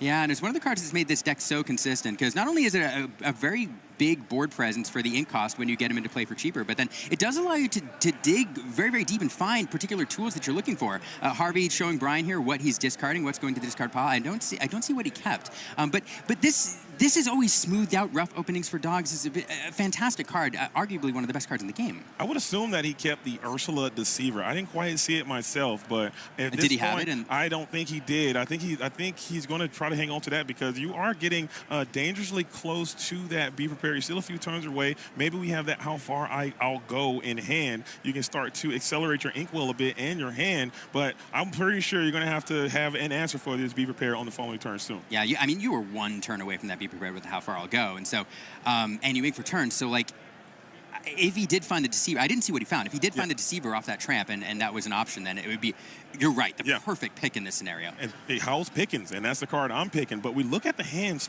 Brian is struggling with inkability. You have that popsicle in your hands, your only inkable card. You have the Olaf Snowman of action as well. But you really would like to try to start to develop some bodies in play. And I believe with the amount of actions that you have in hand, you can bring this Olaf Snowman of action, and we do. He's a 2-quester. He will reduce that lore that Harvey has. We're already sitting at 9, so now you're going back down to 7. So he's a great challenger. He reduces lore. You know what else he does? He can sing. He can sing. He's got a talented voice, and somewhere I hear Baker running around this venue already. He hasn't had a chance to get one off, I don't think, but there might be an opportunity to see a Ruby 7-cost uninkable action being sang by this Olaf Snowman of action. That's a very powerful line, only available by these action-heavy strategies. Yeah, and I do think we see the lore total updated over on the right, so I think we should be correct here.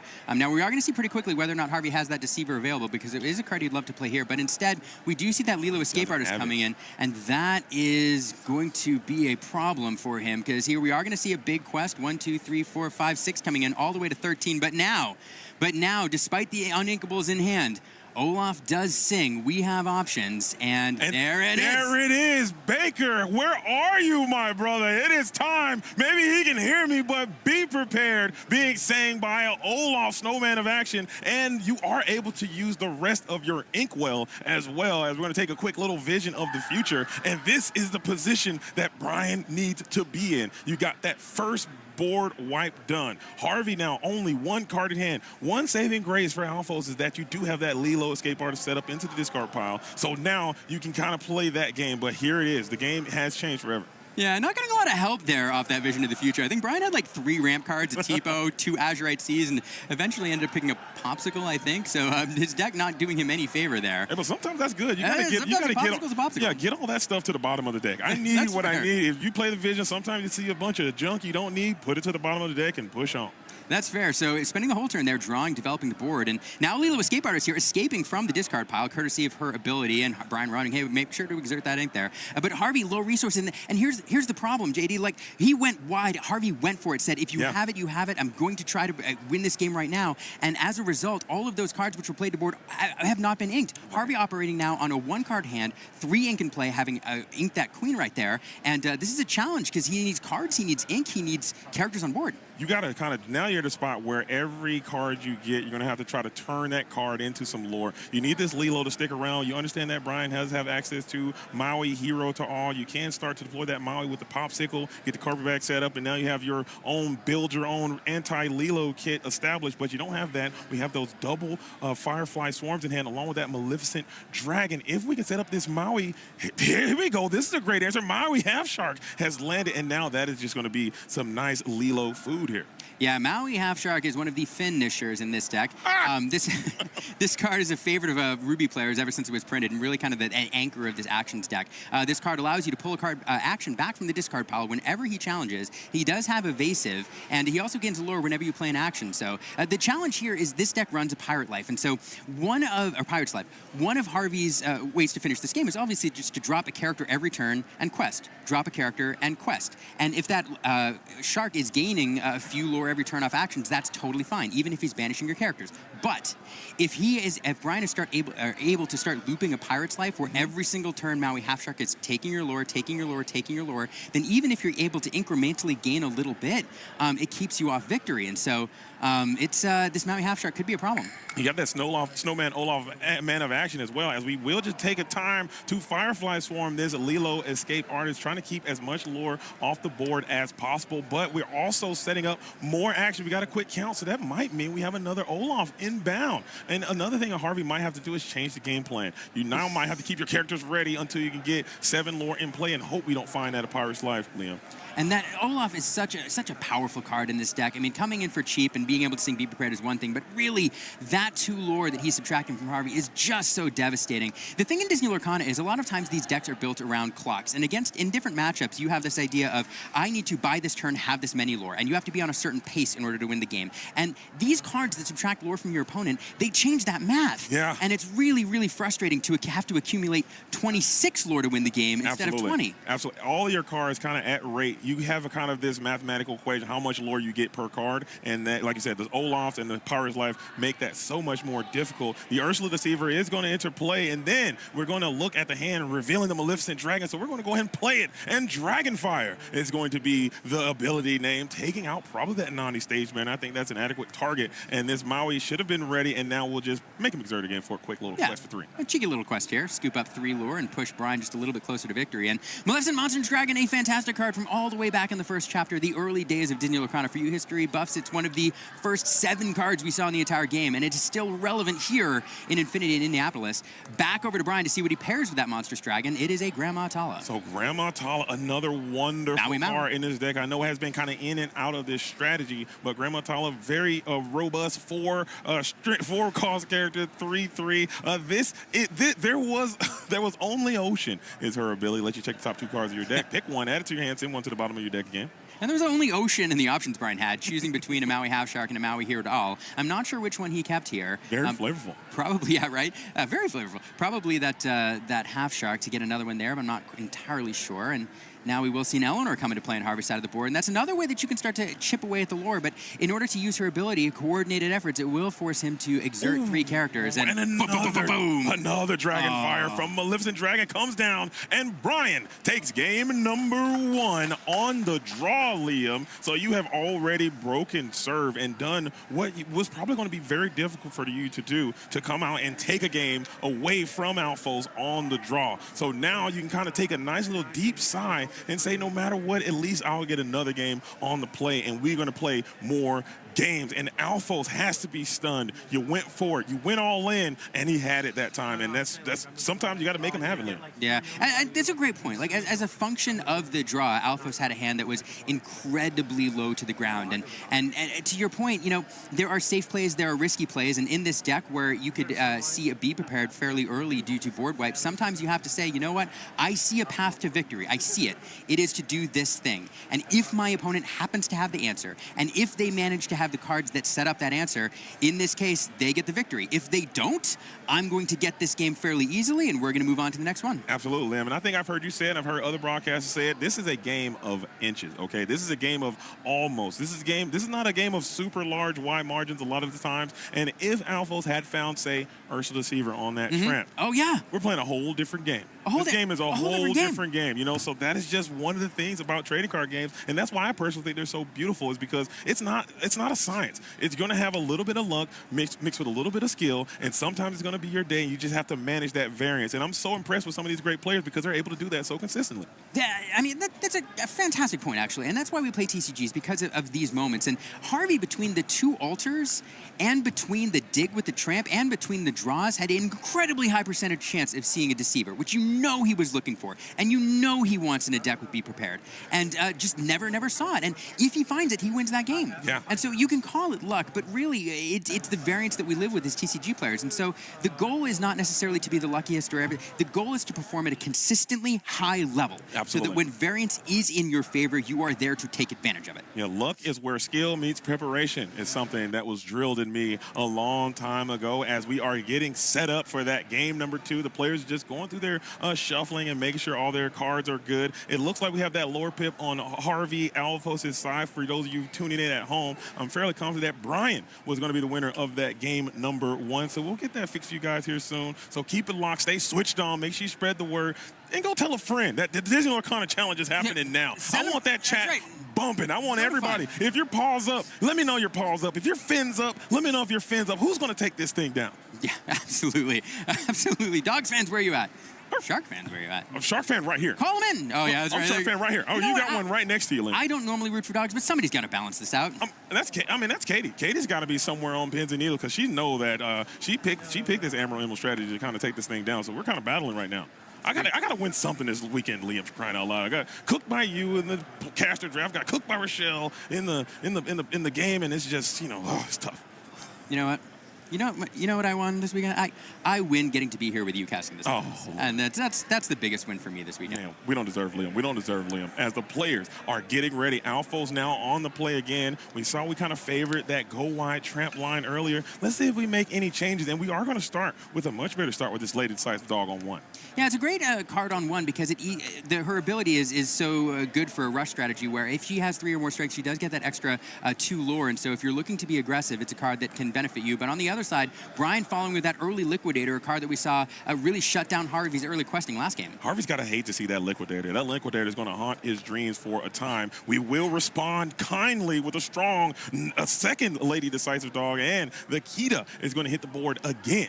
And once again, we're 1 drop, 1 drop, 1 drop, and look how that puts pressure on the hand, especially when you're on the play and you're ink. And so Harvey, again, trying to go wide, and that Liquidator is so frustrating, but he is setting up a big quest. Perhaps if we see a number of tramps there, can send him off on those ladies on a big quest. But again, if Brian manages to ramp pretty quickly and find that be prepared, he can shut down that strategy. So Harvey, again, indicating he may just be going for it. He's going to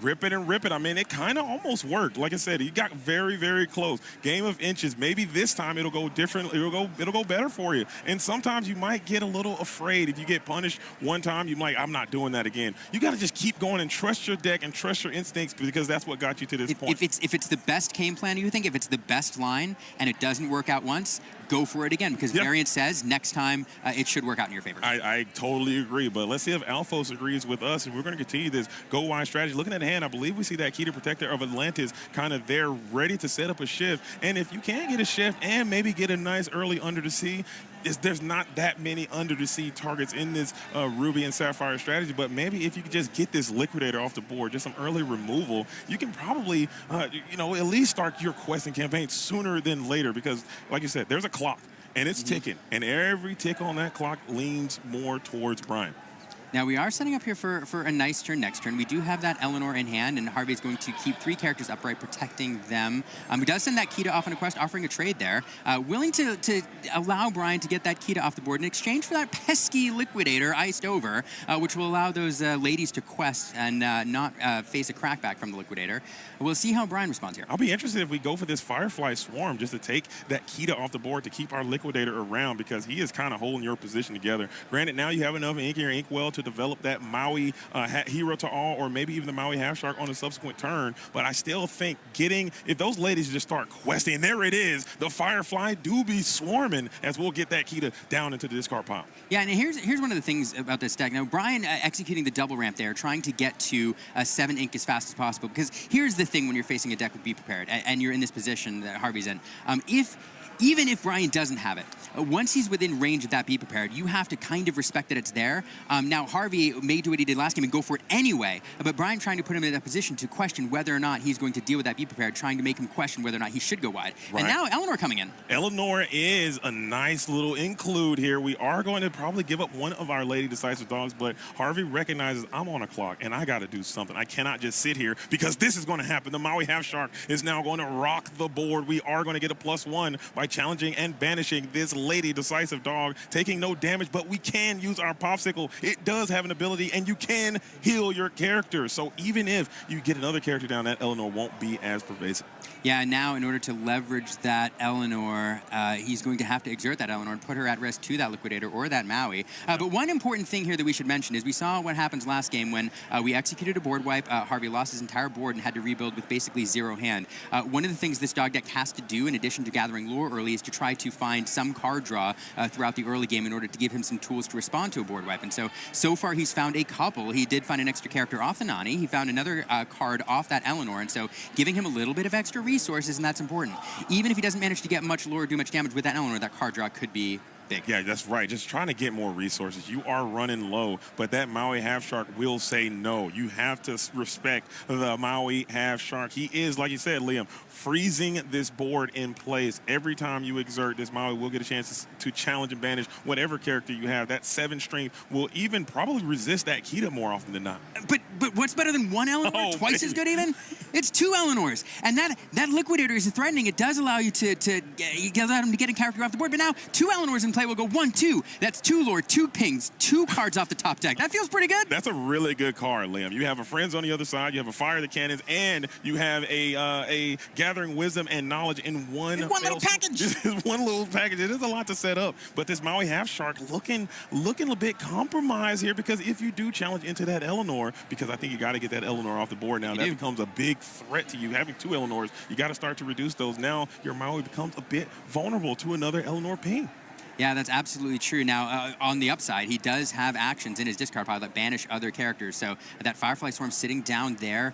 Brian would love to remove a couple characters here. He did develop his brain, looked for a card. I don't know what he picked. I can't quite see the hand as Tamatoa, happy as a clam, is down into the inkwell. We're playing 6. Is it another one? It's the Spooky Sight! He found the one-up! Whoa! That is incredible. The Spooky Sight off of the develop, and Harvey is stunned at that outcome. And just like that, all of your characters are going to go into the inkwell that are 3 costs or less. That's all of them, leaving nothing but an Eleanor remaining in play. And the Maui Half Shark can challenge into the Eleanor. We still are going to have to place that 3 damage. But wow, Liam, just like you said, that is a critical play.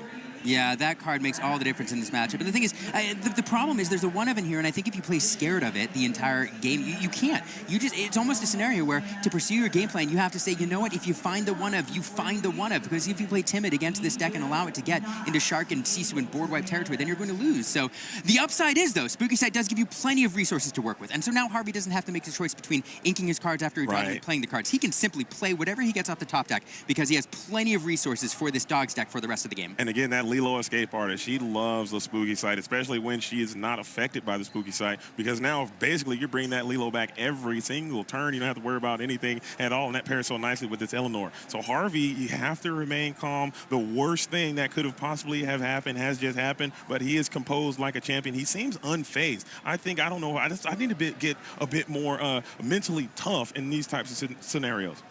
Yeah, thinking through his options here. Now, Eleanor her ability will not activate unless he gets a couple other characters on board. There is an option here without the Popsicle in play to heal that Maui Half Shark. You could go into quest with Eleanor, offer that trade, get that lore. It does take one of your most powerful characters off the board. But speaking of powerful characters, actually, here's this Mulan, which is a really fun resourceful recruit, a fun card that we've seen work in the meta recently. Right, and this is a lot of pressure. If we can find out, if we can find this Tramp enterprising dog with this Mulan resourceful recruit and keep this board wide, maybe that's an outside way to find a path to victory, as that's what Harvey's trying to set up, I believe. And follows that immediately by a Tramp Street Smart Dog, allowing him to dig for that enterprising dog. So, like, this is a fantastic sequence of cards, and probably one of the best you could have hoped for in this scenario, putting that really threatening Mulan on the board. And let's keep in mind while we're talking about that enterprising dog, because Mulan has an ability that allows her to quest for her strength. And so if he does find that enterprising dog, he can give +4 strength to Mulan, quest, and then gain 4 lore out of her, putting him even closer to victory. Paired with that, he's got 1, 2, 3, 4 also on the board. That would push him all the way to 18. Yeah, that's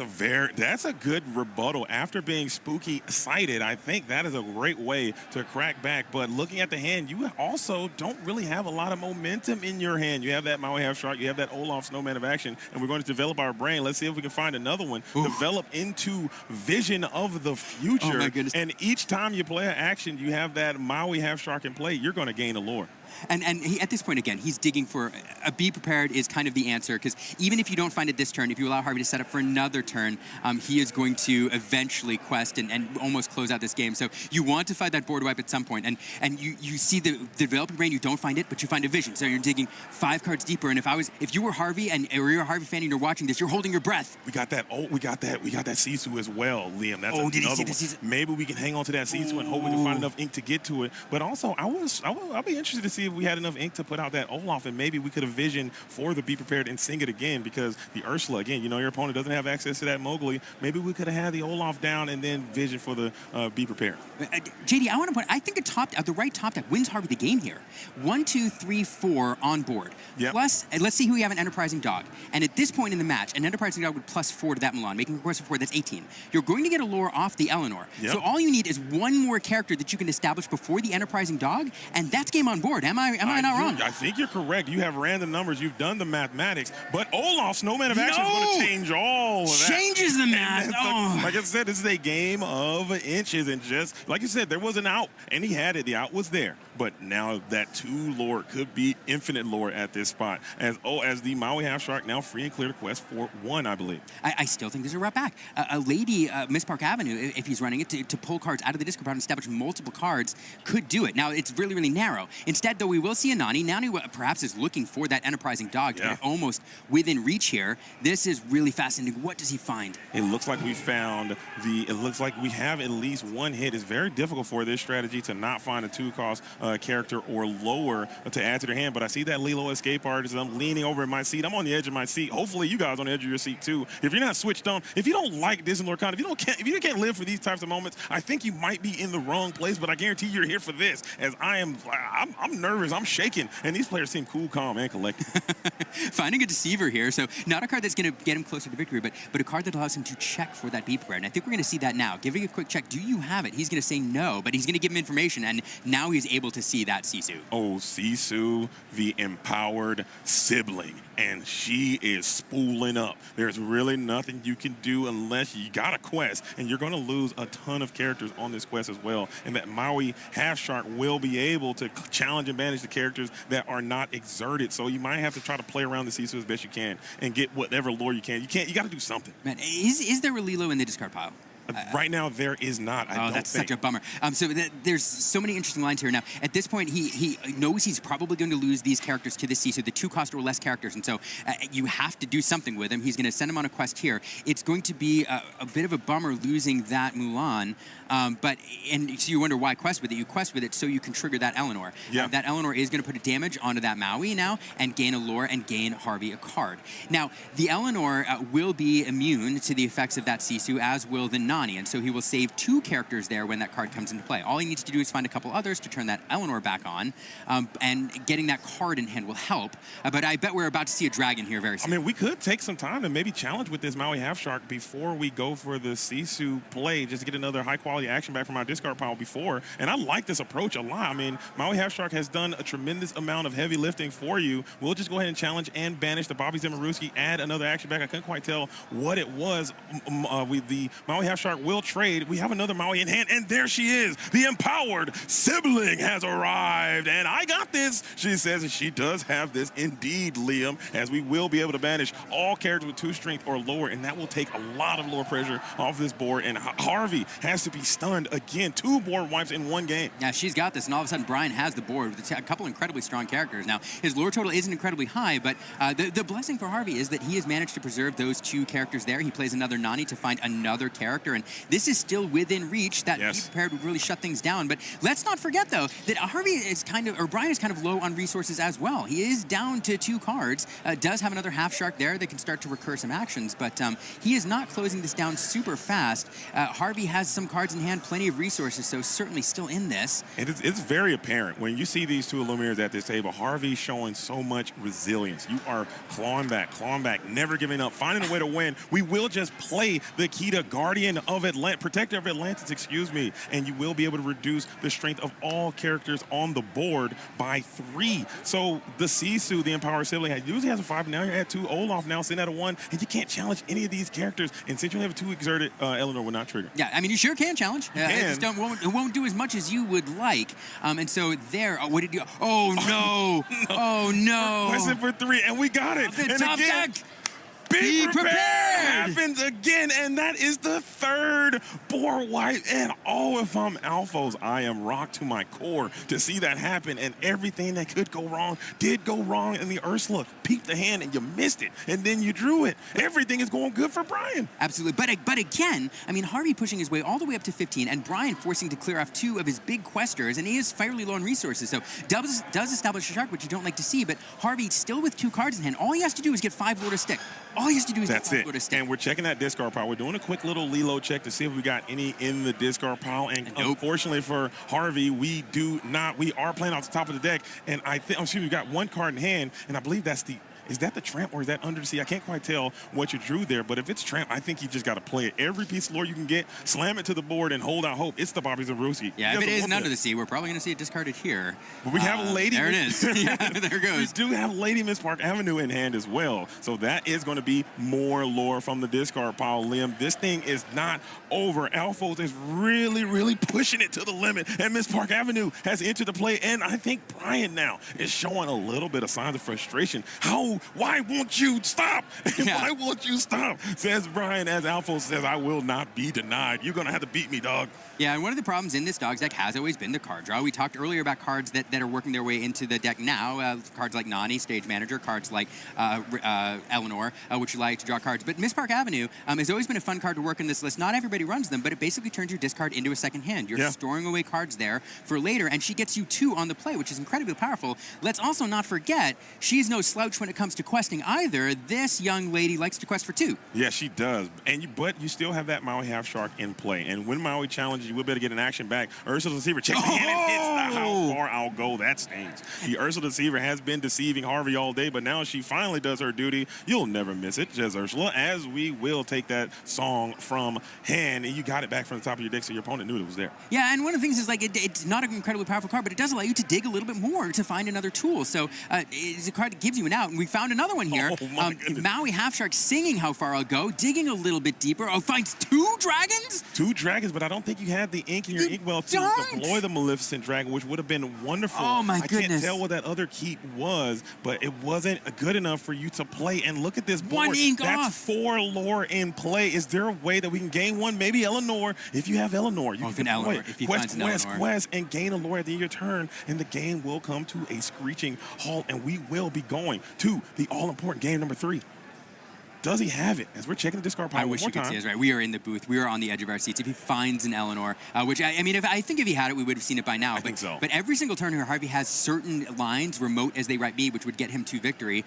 We are going to exert 4 here. What are we likely to see? It's a tramp. Okay. And you know what you can find with a tramp? You can find anything you want in the top 3 cards of your deck. That's for sure. If that Eleanor is there and you have so much ink due to that spooky sight, you can then potentially play it. Check in the hand. We got Ursula. We got Tramp. We got another lady, and I believe that is a Bobby Zimmerowski, the spray cheese kid. Yeah, we do find the Tramp Enterprising Dog, but no lady to pair her with, so I think he's going to keep the Ursula Deceiver, it looks like, discarding the Bobby, the Kita, and the Enterprising Dog, cards that are available to pull back with another Miss Park Avenue later. It looks like we will do another hand check here. What do you got? Is it a Be Prepared? It is not. It is a Monstrous Dragon. Also, it was 2 Maleficent Dragons. No wonder we made that pick so quickly. You're able to just take that character really, really fast, and because you had 2 Maleficent Dragon off of that, how far I'll go.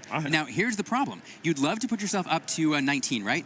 You cannot, though, because Be Prepared is in the discard pile. Maui Half Shark, if he's able to challenge, will pull that Be Prepared back from the discard pile and enable Brian to clear the board, keeping you at 19. So Harvey forced to keep everything upright and wait and see if he has an answer. We have a bit of an answer here. That Maleficent, or that Monstrous Dragon can come down, blast that Miss Park Avenue into the discard pile, leaving you with 5 lore. Is there anything else to keep Harvey off game? That'll do it. I believe there is not, and it looks like Harvey is at 15, unless there is some type of discrepancy with the lore total. We got Harvey at 15, Brian looking at the notepad saying, maybe I don't agree, but both the Lumineers are keeping their own score, and sometimes the lore on the screen is inaccurate, and Harvey is going to come back through some extreme odds and gets it done and forces this game number 3. And what a match we have so far, Liam. A fantastic match, 1-1. It is neck and neck, and now we went from a best of 5 to basically a best of 3, a series that both these players are used to. One note on the lore discrepancy. Obviously, both players here, you see them with lore pads next to them in in tournament play. If you're not familiar, it's very, very common, and it's encouraged for both players to keep track of both their own lore and their opponent's lore. One thing that probably happened, the discrepancy may have been that early quest from the Decisive Dog, which, with the Enterprise, which gained an extra 2 lore. But so important for both players to keep track of what's going on. We will get a shuffle from Brian as Harvey steps away from the table here. All right, we're just taking, these are long, grindy matches. These Luminaries have been playing all day yesterday. Some even played all day Friday, all day yesterday, all day today. So we just kind of take a little quick break, check the young Luminaries room as we are just kind of waiting. You guys are not missing any action, and wow, we are set for an incredible finals. Yeah, and we talk about this as a mental game, but there's so much that comes together here, the mental, the physical aspect of it, because these are really like marathons in a sense. The mental energy that it takes, the drain that it takes on your ability to think clearly and all of that, you have to take care of your body, you have to sleep well, all of that. So what we're seeing here represents hours and hours and hours and hours of gameplay, and these Luminaries bringing to bear all the preparation that they've done, both physical and mental, over the last couple days. Right. I mean, I believe there's a player, Alvin Lorgains. I think he was at this tournament. He did very well. He's always talking about fitness and mental health and mental fortitude. Zach Bibbs is another one. You go to the gym, you're working out, and I'm telling you, it might sound, again, I know how it sounds coming out of my mouth for those Luminaries who might just be tuning in. Oh, you're just playing a card game. What are you talking about? This is very serious. It takes a lot of work. We're talking hours and hours and hours of dedicated study and practice and dedication to get to this moment. But still, don't be discouraged. You can be there too. There's always these great stories, Liam, and I know you love a good story about the Luminaries. Hey, this is my first TCG. This is my first tournament. And sometimes you just can be at the right place at the right time and you can get it done. So don't get discouraged. You can be here at the final table as well. But man, it does take a tremendous amount of work, and I don't want to oversight that by any means. Well, and we talk about it, but it just means, like, when you look at these players and they've played a lot of games, yes, they've done a lot of study, but there's so much else that goes into it. Sleep too. Just a random funny story because I like it. I was doing an interview with a 2-time DLC winner and Worlds competitor Frank Karsten once, and he said kind of offhand, he said, I've never won more games of Disney Lorcana at a tournament than hours of sleep that I had the night before. I was always like, huh. That's deep. So it just goes to show that all the things that these players think about and what they put into to making it this far. Yeah, round one doesn't start at round one. That's right. Round one starts weeks and days and months before the tournament begins with your preparation. You got to show up. You got to get ready. You got to find people to talk to. You got to have a community. You got to reach out. You can't really do it by yourself. I love doing these interviews over with some of these great players, and I always like to ask, hey, any special shout-outs? Who helped you get here? How did you get here? And everyone always says, hey, I got these groups. I got these friends. I have my family. I have someone. You're never going to do this in isolation, and that's another reason why, Liam, I absolutely adore this game, is because the people that you meet, the friends along the way. I mean, I'm not the best player, obviously, but I always love to show up, and I always love to shake hands and have that camaraderie around the community, and it's just such a great aspect of it. So again, I encourage you, if you're missing something like that in your life, make sure you go to your local game store and get out there and try some Disney Lorcana, because I'm telling you, you will have a good time. I can almost guarantee it. It's true. Absolutely. I was going to do a thing and like give you a hug in the moment. Because there's people you meet along the way. Because it's true. You're making me emotional again. So now, let's getting back to the match here. So normally we're used to seeing a best of 3. And these players have done us a favor. They've given us a little bit of appetizer. Yeah. Here, a moose-bouche, if you were. A little taste. A little taste. A little sample. And now we're down. Both players taking one game. Now we're down to a best of 3. And so I've kind of mused a bit on the game plan in these decks and whether or not they're going to change. Do you think after both players now having won one game each, pursuing pretty much the same game plan each time, does anything change going into this, or is the game plan the same? It will. There will be changes. We did see that that Brian had the opportunity to get those liquidators out very early.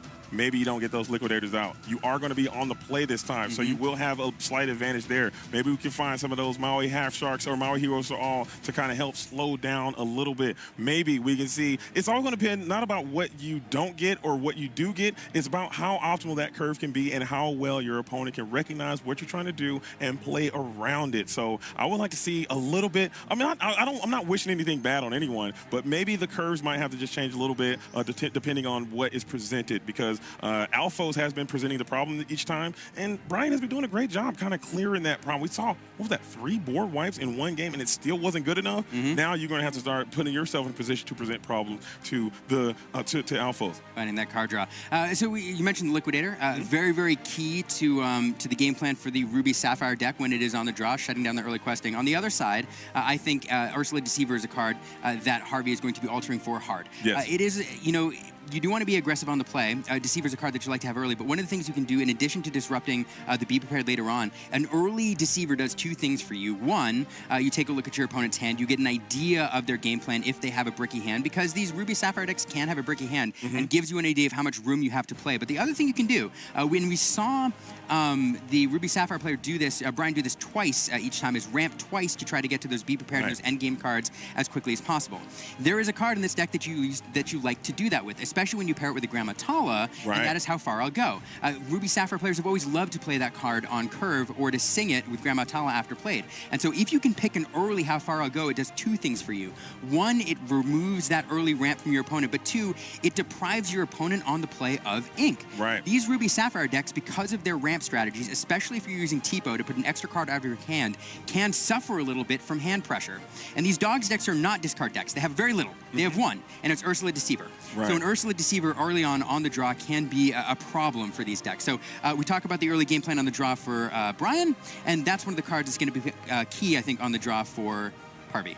Any type of disruption. I think the disruption, you got to take people off of their timeline. You got to put them in uncomfortable positions, take them out of their game plan. And just like we said about the Dogs deck, all of their cards, you need to find a way to transfer into lore. Well, on Brian's side, all of your cards need to translate into some type of resource, maybe some type of removal. And if you can just disrupt a little bit to take them off that timeline, it slows them down so tremendously much. And then How Far I'll Go allows you to see a few different cards as well and have some value engine being generated, especially when you can sing it. So if you can get like you said, the key card is Ursula and that Spooky Sight and that removal, Olaf Snowman of action. It's a nice little amalgamation. It's a push and pull. It's not just I'm going to do my thing, you do your thing. There's got to be some interaction here. Yeah. The other thing I want to talk about is the board wipe game. There's this sub game that's always existed when your opponent has some sort of board wipe, and usually existed with Be Prepared because it's unconditional, right? The CC you can play around a little bit by establishing higher strength questers, but the sub game is this: in this matchup that at some point your opponent is likely to find that Be Prepared. He is likely to wipe your board, at least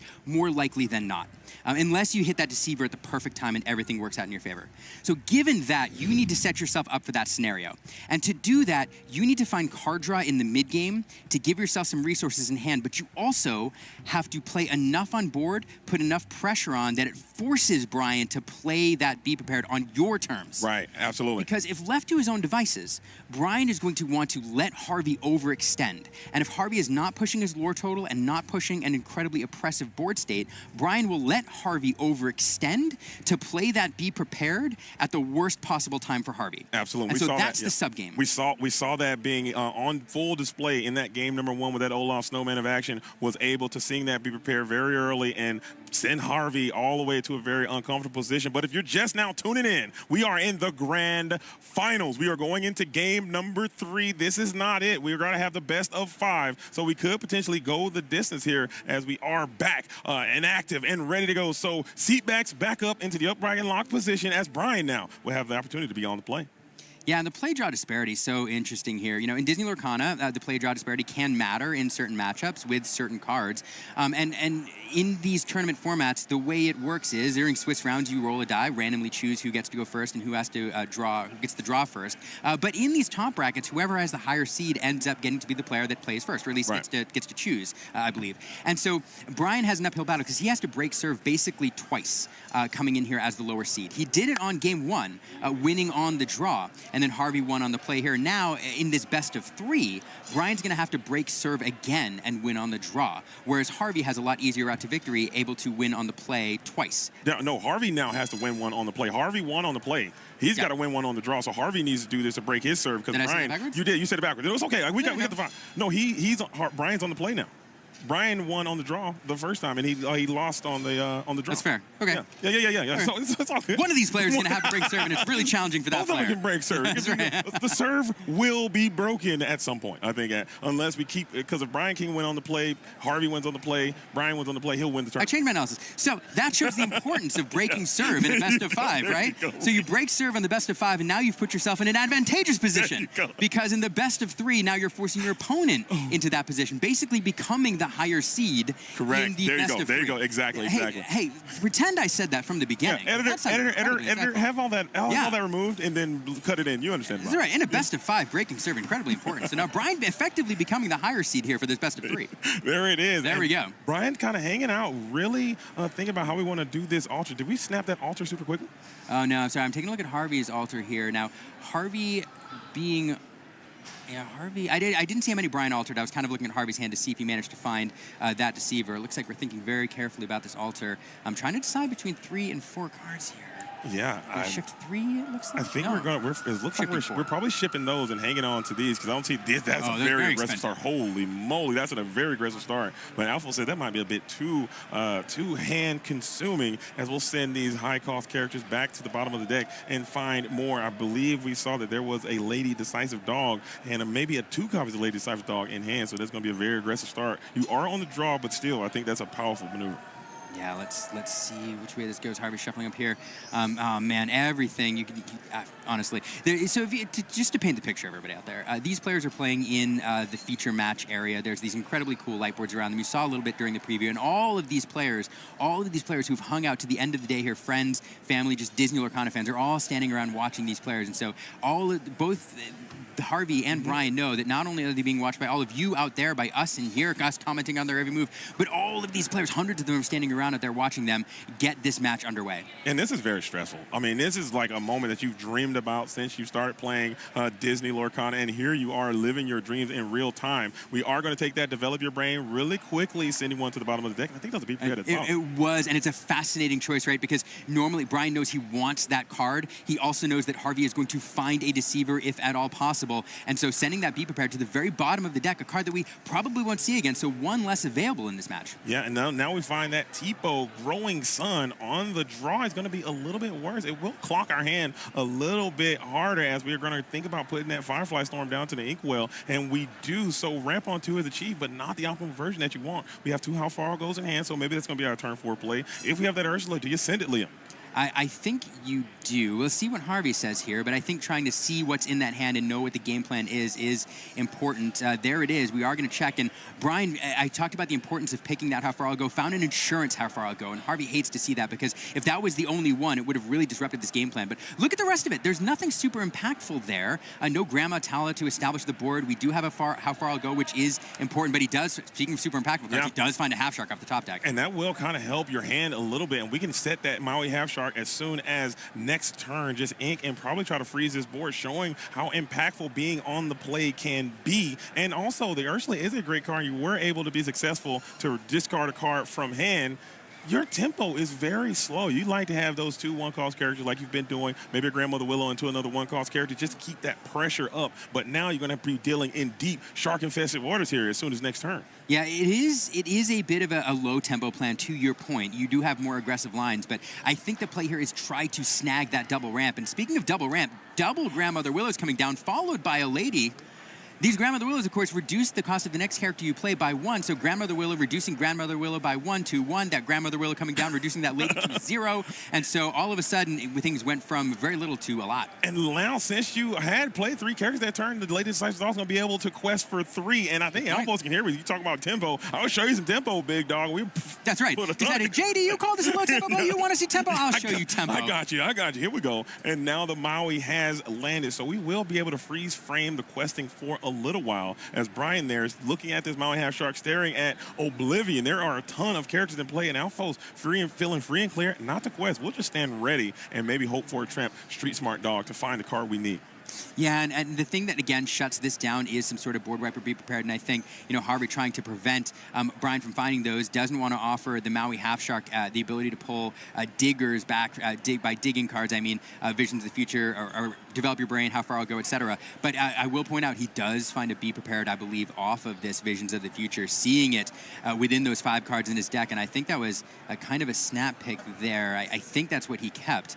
And so that will be available. Yeah, maybe there it is. Maybe Alphonse could take this as an opportunity to go on another little check if you have another Ursula Deceiver. And we will take this as an opportunity to just play the How Far I'll Go. So that's 2 renditions of that song. We have another Maui Half Shark as well. And the decision is kind of tough here. Do we want want to keep that Grandmother Tala, we would keep the Maui Half Shark. Maui Half Shark is going to be the choice. And we'll get a nice little quest in with the Maui Half Shark and the Tipo Growing Sun. That's true. We're even at 5, and importantly, we are at 7 ink. That Be Prepared is available. We talked about overextending versus saving resources. Lilo, a card you're not unhappy to be sent to the discard pile, but Harvey is extending here. He will play that Aurora. He will play that Kita. So dumping everything he can onto the board here. He is going to go for a quest. He is going to go for it. And he did establish, we should point out, 3 characters on board this turn that will plus up those ladies by 2. So that's 1, 2, 3, 4, 5, 6, 7, 8, 9. That is a huge lore swing. And you see that lore just climbing the ladder. You're already at 14, and you put yourself in a position to where you now have forced your opponent into you better have it or don't. You also can take that Maui Half Shark on a challenge again and just get some more resources, or just quest and then just send this Be Prepared. But you've taken the initiative and you basically forced their hand. Yeah, and I think it's exactly right. You have forced the hand. Harvey knows that it might be coming. Basically, like first game, he says you got it or you don't. Maui Half Shark will go on a challenge here. It's just to clear up a character. It's to activate his ability, pulling back, develop your brain here. Brian doing the smart thing here. Brian, before making his decision, is looking at all of his options available. So digging down with that develop your brain, going to see what's available before he makes that decision. Did he find a spooky site, JD? I think that might have been a spooky site, or it might have been a Sail the Azurite Sea. I can't quite tell. It's the Be Prepared we're going to elect to use to clear this board, but Alphos has already done a tremendous amount of heavy lifting, and now you're at a position at 14 lore, and I think you can kind of drag this thing to victory as we're both in this low resource game. So I love that sequence coming in from Brian, but Alphos is in a comfortable spot because we have this Lilo Escape Artist. This is a card that I think is a difference maker in this matchup. It could be, but unfortunately we know that Brian has a shark looming, and with Lilo Escape Artist coming in exerted, once that shark hits the board, pulling her back to give your opponent more cards every single turn is incredibly unpalatable. So that Lilo may stick around to get a quest this turn. It looks like she will, but after that, pulling her back is really, it's a dangerous move. And unfortunately, just like game 1, Harvey electing to go incredibly wide here, the result is that not a lot of resources available. So it has some cards in hand, but only 3 ink available. And when he uses those Lilos, not able to do much else. Yeah, and this is a problem, I think, for Harvey. And you are kind of hurting on resources. 3 cards in hand, only 3 ink and inkwell. But this Mulan might make a bit of a difference if we can find an enterprising dog off the top of the deck, and you cannot engage with this Mulan. I believe, I can't count Liam, but that could be a way that you can win this game. Can you find an answer to clear these ready characters now, Liam? I think you're going to need it. Yeah, absolutely. Right now, first game we were going through all the lines available. With that Mulan in play, it changes all of the math. It does give you lines. Brian wants to find a way to clear something off of this board because you have 1, 2, 3. What did he find? He found the Olaf Snowman of Action. Oh, my goodness. I think that will do it again. That's going to mess that mathematics up. You have a ton of action in your discard pile, and this might be able to be played at a steep, reduced cost and slow down Harvey ever so slightly. And just a little bit of speed is all you requires. Grandma Tala is going to enter the play now. We find Vision of the Future and Develop Your Brain. We are going to take, I believe that was the Develop Your Brain, I believe. No, it's the Vision of the Future, excuse me. So we can continue to vision and look for another answer. And doing the math here, like once again, I do believe Harvey had lanes to victory on his turn if he finds that tramp enterprising dog paired with another character. I think that would have done it. But now I did the math very, very quickly, and I'll do it again here publicly. If he establishes another character on board and then plays that enterprising dog for 4, that Mulan quest for 4, 5, 6 with the Lilo, 7 with the Aurora, that would put him 1 over victory. But with that Snowman of Action coming into play like it did just now, it's going to bounce Harvey back to 12, putting him at 19, I think, with an ideal draw. That next turn, yeah, that's a very cool. Olaf really coming in all the way from Winter Spell, the last set. It has just been so impactful in this Ruby and Sapphire matchup. We also have that Sisu, the empowered sibling, in hand. It is Ursula proof. It's Mowgli proof. It's everything proof. Unless you got to hypnotize or something, I don't think you play that card. And you know that a board wipe is almost going to be immediate. The next turn we'll play the Kita and pass. So you're trying to put game on board, but you just don't know that there is a Sisu inbound, and the empowered sibling has rocked in again. I got this, and Alpha says it's done. We're going to throw the hand up. And Brian now sitting on match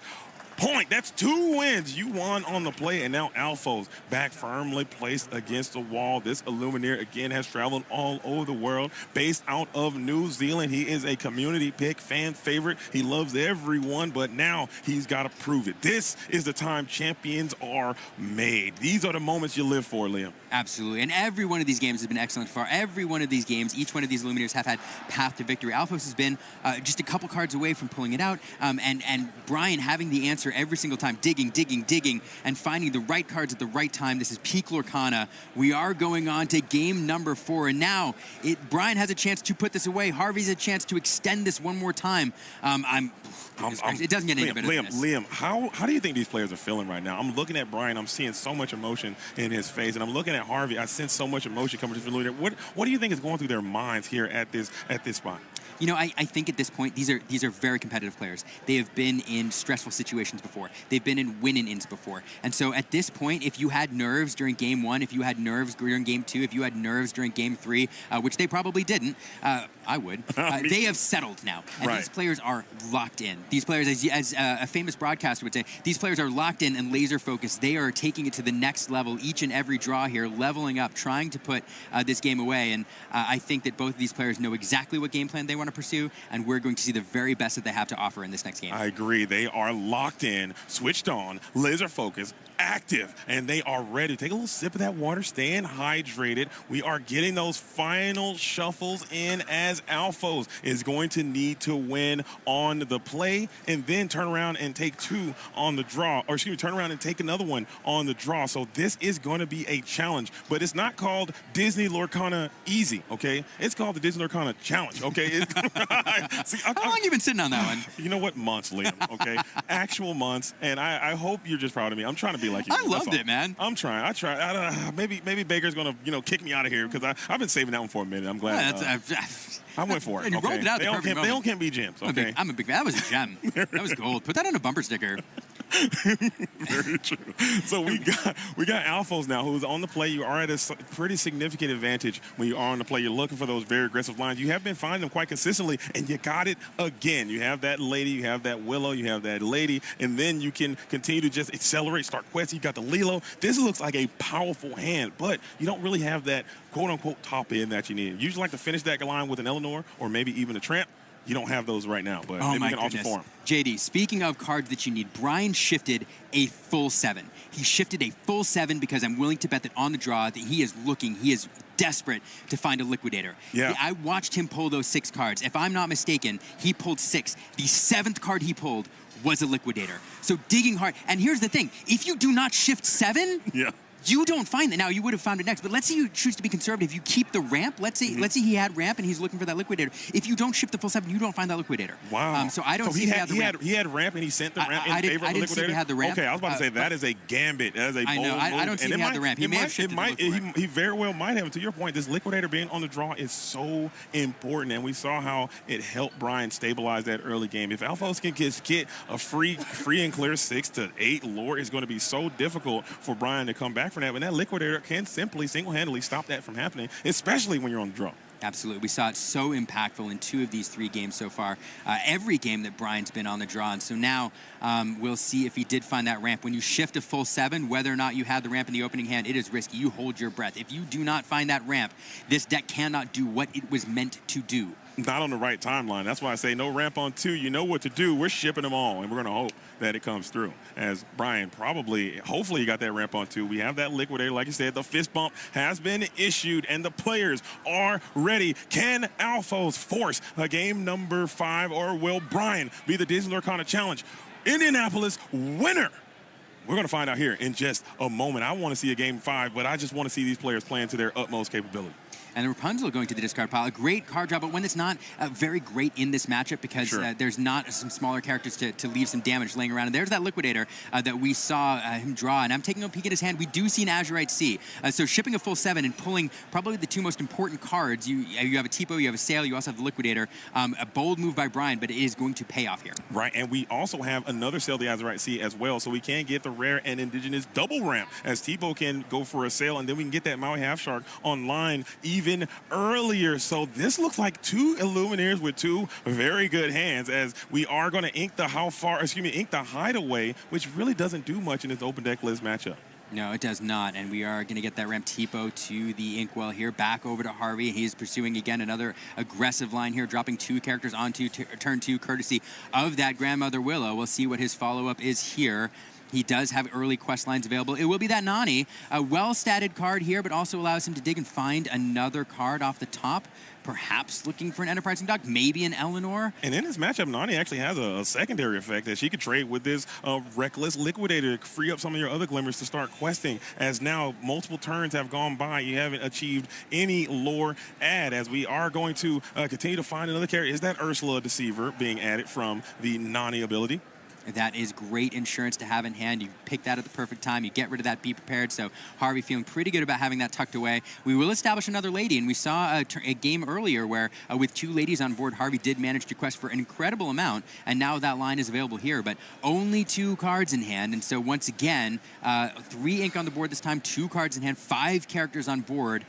This is, it's going to be a knife's edge for the next couple turns. So electing not to go for this, we are going to go for the double ramp situation. As another Sell the Azerite C is found, we can go for the triple ramp, but I think that might be a bit too much ramp if you're asking me, as the Grandma Tala will find her way into the ink, where and the Firefly Swarm is pulling up, and there it is. It lands, and we will remove the Lady Decisive Dog from the board. So now getting that lady to the discard pile before she can quest, that's 1 point in favor of Brian. I know there's 0-0, but that's a point because your removal beat the lore on Harvey's side. Yeah, a card that only introduced the game recently, Firefly Swarm, become a favorite of certain Ruby players, doing work in this tournament, doing work here, getting that lady off the board, shutting down that incredibly aggressive line.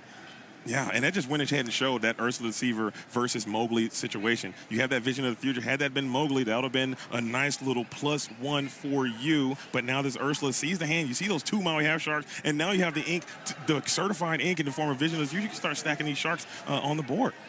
Yeah, those sharks could come swimming in here pretty soon. Harvey now choosing whether or not to go for it here. He will open himself up to a challenge from the Liquidator, but if he knows if he waits a turn longer, those sharks are going to be swimming around on the other side of the board, making even more menacing challengers. So let's see what he offers up here for trade. It will be a Nani, a Bobby, and a Lady. May as well quest with all 3 if you're going to quest with 1. And that Lady there, courtesy of the Ursula Deceiver, and that Bobby will quest for 3. I'd like to just go ahead and take this Liquidator all onto that Lady. Let's get this shark established, and now we got a game. Both of these Illuminators are doing exactly what they want to do. And once again, I'll draw your attention to the lore on the right side of the screen. I do believe, courtesy of the 3 quest off that Lady, we should be at 5. I think that is correct. Somebody correct me if I'm wrong. Okay. But no, so we no, because we didn't plus it up. We only went right. We only get 2 characters down. That But is right. I love how switched on you are, Leo. I'm switched on too, man. We are ready. We're not missing anything. Hopefully the Twitch chat at home is enjoying it as well, as the Nani will take a trade with that Liquidator. It will be a nice way to relieve some pressure off this board. And Harvey says, I'm just going to quest. I'm going to quest them all, and I'm going to say we're going to get there in due time. The Glimmers are established. The 2 Lilos are in play, and maybe we can outleg this Maui Half Shark, and that might be what Harvey is thinking, as there's a lot of question power established, Liam. Yeah, and the thing is, like, you are offering a trade to the Maui Half Shark, and that does offer the ability to bring a card back from the discard pile. But to be frank, there's nothing that scary in the discard pile right now. Now, the Firefly Swarm does allow Brian to banish a character, and that will allow him 2 cards off Harvey's board this turn to reduce it and make it a little less scary. But Harvey knows that Brian has another shark in hand, and if Brian is taking time, if he's taking 2 or 3 ink to leverage one of those actions he pulls back from the Half Shark, he's not doing something scarier, like playing a second Half Shark. And so Harvey now knowing that this turn can't be that oppressive, because even if that Half Shark does leverage his ability, it's not going to be that bad. Right, it's not that bad, but it will kind of slow Harvey down a little bit. Harvey's now all in on this questing campaign. We do have this Maui Half Shark in play. We do have that Dragon, like that Firefly Swarm, like you said. We can't just clear more lore off the board with this Lilo, and if you keep bringing those Lilos back, I'll keep bringing the Firefly Swarm back. But at the same time, Brian's not able to establish any more tempo. You're going to have to take that as your entire turn, but we also have that Popsicle in play, so we can start to heal our Maui Half Shark, as well as the challenge has commenced. Maui now has challenged and banished. Maui has now challenged and Yeah, and that Firefly Swarm here getting pulled back by the Maui. Those couple characters exerted there. So that Firefly Swarm coming back to hand, and now we're going to play that Maui Half Shark to board. So pulling that back, not playing it, getting 2 sharks on the board. There's 2 sharks swimming around now, able to shut down Harvey's questing. So what was 1 is now 2, and a full, what do you call it? Is it a school of sharks? It's a school, a shark party. A shark party. A Sharknado, perhaps. There it is. I like that. As we have the Maui Half Shark, who is exerted. We have 1 ready and active, and now this position is looking very vulnerable for Harvey as we are staring down two Maui half sharks. We're going to bring back that Lilo. I don't think we have a choice at this point because you are committed to the quest. And let's see if that is going to pay off as we're staring down greatness. Can you get it done? Harvey now looking at these two Maui half sharks, and what are you going to do? I don't know. I mean, at some point, you just have to go for it. You have to identify those moments where you need to go for it, force your opponent to have it. And again, there's not a ton of scary, super scary, although pulling that back, looping that Firefly Swarm does feel pretty bad because in this instance now, with the ink in play, you can play that Firefly Swarm from hand, pull it back from the discard pile with the Half Shark, play it again. And so that's 4 characters banished every single time you manage to loop that Firefly Swarm and challenge. Yeah. Harvey, though, going for it, scooping up some more, getting closer to victory. This could be it. I mean, you got a lot of lore in play, and this could be the moment that you need to turn this thing around. But it seems like Brian now has what we see in hand. It looks like we have a Firefly Swarm. It looks like we have a vision of the future. We are going to go for the Firefly Swarm here, taking down the grandmother Willow from the back row. We have these two Maui half sharks now free and clear to start to challenge in and get that Firefly Swarm back again, and we will do so. The Lilo now challenge and banish. We have the opportunity to play the Firefly Swarm. That's 2 more lore, and we are picking this board apart, Liam, and these sharks are just proving why you got them in the deck. Yeah, sharks and Fireflies. Firefly Storm coming back here again, picking off another character. We have one more challenge available from this half shark. It'll remove something else. Harvey all the way at 13, but Brian slowly dismantling everything there. I do think that the lore total on the left, we haven't seen the lore gain off those actions just yet. We've seen a couple there, but I do think that lore total is pretty close to right. Harvey now left with 3 characters on the board. That does put him all the way at 16 if nothing else changes. And I'm trying to think what reach he has available. He can play an Eleanor. He can. I think with the right top deck, which will get him a 4th floor, getting him even closer to victory. And so let's see. One, if Brian is able to, it passes here, and then 2, what Harvey responds with, because we've seen now with that Firefly Swarm in play with those half sharks, you can remove 4 characters a turn. And we do have that Olaf Snowman of action. You are just trying to keep as much momentum as you can, as you got Harvey in a very, very delicate spot with only 3 characters in play. You don't have the lore available, that your exert plan wasn't working. You only have 3 ink in your inkwell, so you can only bring back 1 Lilo. Let's see if we elect to do so. Harvey now staring at the Ursula. 2 Bobbies. What are you going to do? And we're going to draw for turn. It's the Kita, protector of Atlantis. We are still trying to find a path to victory. And the thing about the Kita is that it will only reduce the Mauis by 3. They're still 4. They're strong enough to challenge and manage all these glimmers. And you can, it's not, you don't have the ink to play it. No, was that a Kita? It might have been a Nani. I'm not sure. But we're going to see here in a second. And the thing is, like in this scenario, you lose your whole board if you expose them to the half shark. So you'd love to be able to quest to get yourself closer to victory. But at this point, you have to just basically establish. It might have been that Kita there because we saw no play. And we just got an ink and pass. Terrible top. This is looking problematic here for Brian, as we will take a little vision into the future, taking a deep dive. We're going to check 5, checking the top of the deck. We got Popsicle. It's Tipo. Just trying to find any more pressure you can, and it looks like we got a pretty quick snap off the top of that vision of the future. 2 Maui have sharks in play. They are evasive, so even if you are to exert, that's another lore you gain from that vision of the future. You can't even muster another challenge back. Yeah, and that's the thing. Now, Brian set up a clock here. He's likely to play 1 or 2 actions every single turn, and every single time he plays an action, he gets 2 closer to victory. And speaking of 2 closer to victory, the Olaf Snowman of action. This has probably been the card of this final so far. Now, Maui free and clear to start questing, putting a lot of pressure on Harvey, who just really doesn't have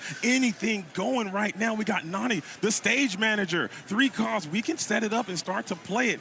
Nani comes down, checking the top of the deck. What do we need? I think you just got to keep this. You got to stick to this questing campaign. It's been kind of working for you. Maybe there's a way you can find it, but looking at the choices you have is definitely not what you need. Yeah, his enterprising dog there available, but not great in this scenario. There's just not a lot of answers. He does find a Kita. That is a shift target for the big Kita. That is a surprise quest, because not only can she come and subtract the board, but she can come in and quest for 2 immediately, take your opponent by surprise. But Harvey just setting up this board, hoping he finds something to close this out. Back to Brian, though. 2 sharks in play in Olaf. That's 4 in quests, plus 2 every action that's played. And we're going to continue. We're still inking that 7 ink. And it's the Sisu! Sisu empowered sibling, and that will remove so many characters from from the board, leaving nothing but the Nani stage manager. And just like that, when it rains, it pours, and the dragon, Sisu, has hit the board. Now Alphonse is stunned. He feels so, oh my goodness, he still got a smile on his face, and that is it. The concession is in, and just like that, Brian is your Disney Lorcana champion of Indianapolis. You love to see it, and here it is. Look at him loving his family, loving his friends, and the celebration is there. And this is the moment. We're going to watch it back again. Harvey here taking a look, trying to find any way back in. That Eleanor is in play, but it's just not enough. There's just not enough in play. He can't do anything else. Removing that, and this is going to be the moment where Brian seals the victory. My goodness gracious. And once again, you know, we talked about it before. Everything, years of preparation, years of struggle, years of playing late nights, of studying deck lists, of sleeping, of eating right, of all of that come down to this moment. And Brian not only is the champion of Indianapolis, he is now the latest players to be invited to the Disney Lorcana World Championship. Oh my goodness. And I'm telling you right now, it could not have gone to a better player. Taking nothing away from Alphonse, he is a phenomenal talent. He is an incredible Illuminator. He means so much to his community, and I know how hard he works. But Brian, I'm telling you, your time is now. You have no one to thank but yourself and your community and how hard you're representing Florida. And I'm telling you, you are a DLC champion, and you are worthy. And I really do love this Illuminator. I love the Illuminator. I love these moments. You know, we got to see the moments there. You're going to get to see in a moment this Illuminator and these Illuminators getting their prizes, getting their rewards for all this struggle and trying so hard. And again, soak this in, everybody, because these types of moments where, like, years of preparation and everything come to bear, where we get to see the players experience what may be one of the biggest moments in their lives with their families watching and everything else and everything it means. It doesn't happen every day. And I really hope that, I mean, I know I appreciate it, and I know all of you do too, because it's a rare thing in this day and age. And Liam, I know for a fact, like, I know how much this means to you, and I'm telling you, this is the second finals we had the opportunity to call together, and I'm telling you, brother, I got nothing but love for you. I look up to you so much, and I idolize you, and everything you do for the community, man, you mean so much to me, and so much to everyone around the realm of Disney Lorcana, and I just want to say from me to you, thank you so much for being here with me and bringing this moment to life, and I'm telling you, Liam, I just got nothing but love for you, man, so this was incredible matchup, so many wonderful stories to tell. You guys, make sure you get into the comment section, be positive, and get into and then let us know what your favorite moments were from the weekend. And I know for a fact that Brian has to be overjoyed. And I do have a fun story I want to share about Brian, our DLC champion. There was some time this week, and before this week, I wasn't feeling quite good myself. And I don't want to make it personal, but he gets onto social media. Social media can be such a bad place sometimes. And he says, you know what? I want to let you guys know I really like what JD's doing for the out of nowhere. No one asked him to do it. He just did it. And I went up to him. I was like, hey, man, I wasn't feeling very good. And you did that. No one asked you to do it. It meant so much to me. And that's just the kind of person that he is and what he does and what he means and how much he cares. And I think he just deserves it, man. So huge kudos to you and taking the time away from your family to be here. And now it's all worth it, man. So that is just such a magical moment. Huge shout out to Brian and everyone in South Florida. I'm sure they are locked in. They are lit and they're pumping this thing up because I know how much he means to that community. And well said, and what a special member of the community, both of these players, and you know, we are celebrating Brian, we are celebrating Harvey, we're celebrating his accomplishments, the Golden Mickey winners and all that, and in a moment you're going to get to see them receive their prizes. We're going to continue to celebrate their accomplishments, but I also want to take a step back for a moment and celebrate everyone who attended this Disney Lorcana Challenge and everybody who watched this event, because that moment you talked about, that moment that Brian gave to you through his outreach and his kindness. Those moments were happening, believe it or not, all throughout this challenge. And during games, after games, we saw a moment on stream earlier, a very competitive stream. I think it was a win-in where a player stopped the game and reminded his opponent about a Diablo trigger, an action that could have lost him the game because that was the kind of player that he was, and he wanted to make sure that he won on the up and up. And even me, there's an Illuminator who gave me this bracelet that says Daddy on it today that she made for me and made a couple for my daughter and my mother, Amy Weekly. Shout out to you. I appreciate this so much. And these magical moments, these experiences were happening throughout this convention center, not just on this camera. And they were probably happening at home too, as all of you sat there, wherever you are, with your families, with your friends, perhaps by yourself. That is totally okay. And experiencing this with us, together with us here in this booth, all of us together as a community. And so I just want to take a moment to soak this in. We got to take it all in, and everyone around the community. If this is your first time engaging with Disney Lorcana, I'm trying to tell you, you're in the right spot. This is a wonderful community. You're going to have a good time. just check it out. Try the game out, and I'm telling you, we'll like it. But Liam, I think it's time to get over and meet our newest Disney Lorcana Challenge champion. They're at the award ceremony now, so we're gonna toss it on over. Illumineers, we are here. We just had an amazing finals, and we are so excited to bring you your champion very soon. Thank you all for sticking with us for an amazing weekend of Infinity play. It's been an epic adventure, Baker. It has been an absolutely incredible event. Thank you to all of you guys who are still here. Let's hear it for yourselves. Yes. But without any further ado, please show your appreciation, make some noise, go wild for second place at the Disney Lorcana Challenge Indianapolis, Alphas!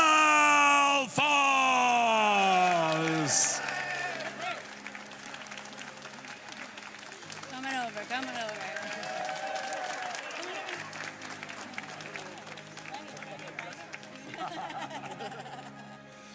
Alphas, I have a question for you. If there's anyone watching at home that aspires to be in a position like you, I know you've been grinding all season, traveling all over the world. What's the one piece of advice you give to someone watching home that would like to be in your position someday?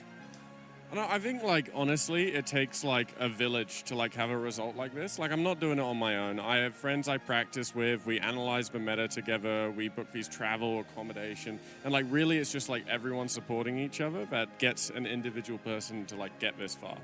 Well, speaking of that village, we want to give you a moment now to shout out anyone out there in your village, in your community, that you want to say thank you to. Yeah, I mean... Well, shout out to the UK testing group, all the various Lorcana Discords. I'm not even sure I'm allowed to name, but you know who you are. Honestly, like, even my IRL friends who don't play Lorcana, they all hopped on the stream despite the time zone difference just to support me. And, like, most of all, my girlfriend has to put up with a lot with me traveling to all these Lorcana tournaments. And, you know, I'm not there all the time, but it's because she supports me so much, but I, like, have the energy to, like, keep doing it and keep grinding. So just thank you so much, Doki. Give it up one more time for Alphas!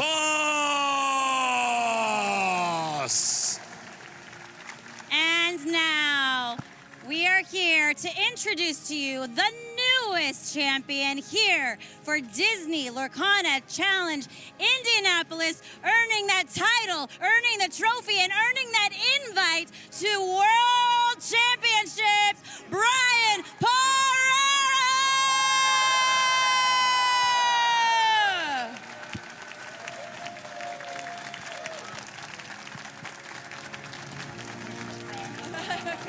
Come on over. Yeah, come on, come on, come on!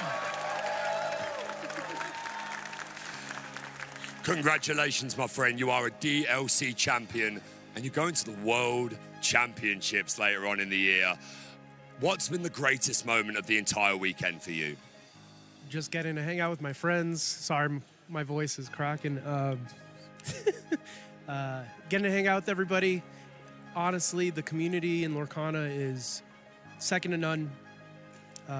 Coming here, getting to hang out with people from my local community, friends from all across the country. This is the place to do it. Makes all the difference to have everybody here. So, yeah. Now I'm gonna ask you a question, but immediately, not immediately, but immediately after winning, you had made a phone call. What did it mean to you and your family to share this win? They couldn't be here in person, but just sharing this win with your family. It's Father's Day, you know? I know. Kids are asleep, but FaceTime my wife, and she was watching back home. It's taken like at least a year to get her caught up on what Lorcana is and everything. So she was extremely happy. I can't wait to go back home and celebrate with them. And then when my kids are older, get to kind of share with them. So. Well, we also want to give you a chance to please shout out anyone you want to say thank you to all the people who made it possible for you to be standing here today. How much time do I have? Take the time, take the time. I mean, not all night, you know, but this is your moment, dude. Take it. Say thank you. Thank you to my wife for letting me come in the first place, because as always, it's a compromise with marriage, right? So on Father's Day, she wasn't too happy about it, but shout out to my family, my teammates, everybody that came in. everybody that helped practice and get me to this point. Had no idea that I was going to make Top Cut. My flight was scheduled for 7 p.m. today, so change of plans for that. Good change of plans, and then shout out to my sponsor, Triad Games. They hooked it up for us, for myself and the entire team, so thank you so much to them. Thank you so much to everyone that stuck around to watch. Thank you, guys. That's it. Thank you. Congratulations, congratulations. If you could just stay here, but give it up one more time for your champion! So before we sign off, please, I'd like to invite the casters who have been doing incredible work this weekend. Please come and join, 2 here, 2 that side. And of course, a whole production team. A shout out to Ravensburger. A shout out to the Lore Guide doing incredible work for the Lore.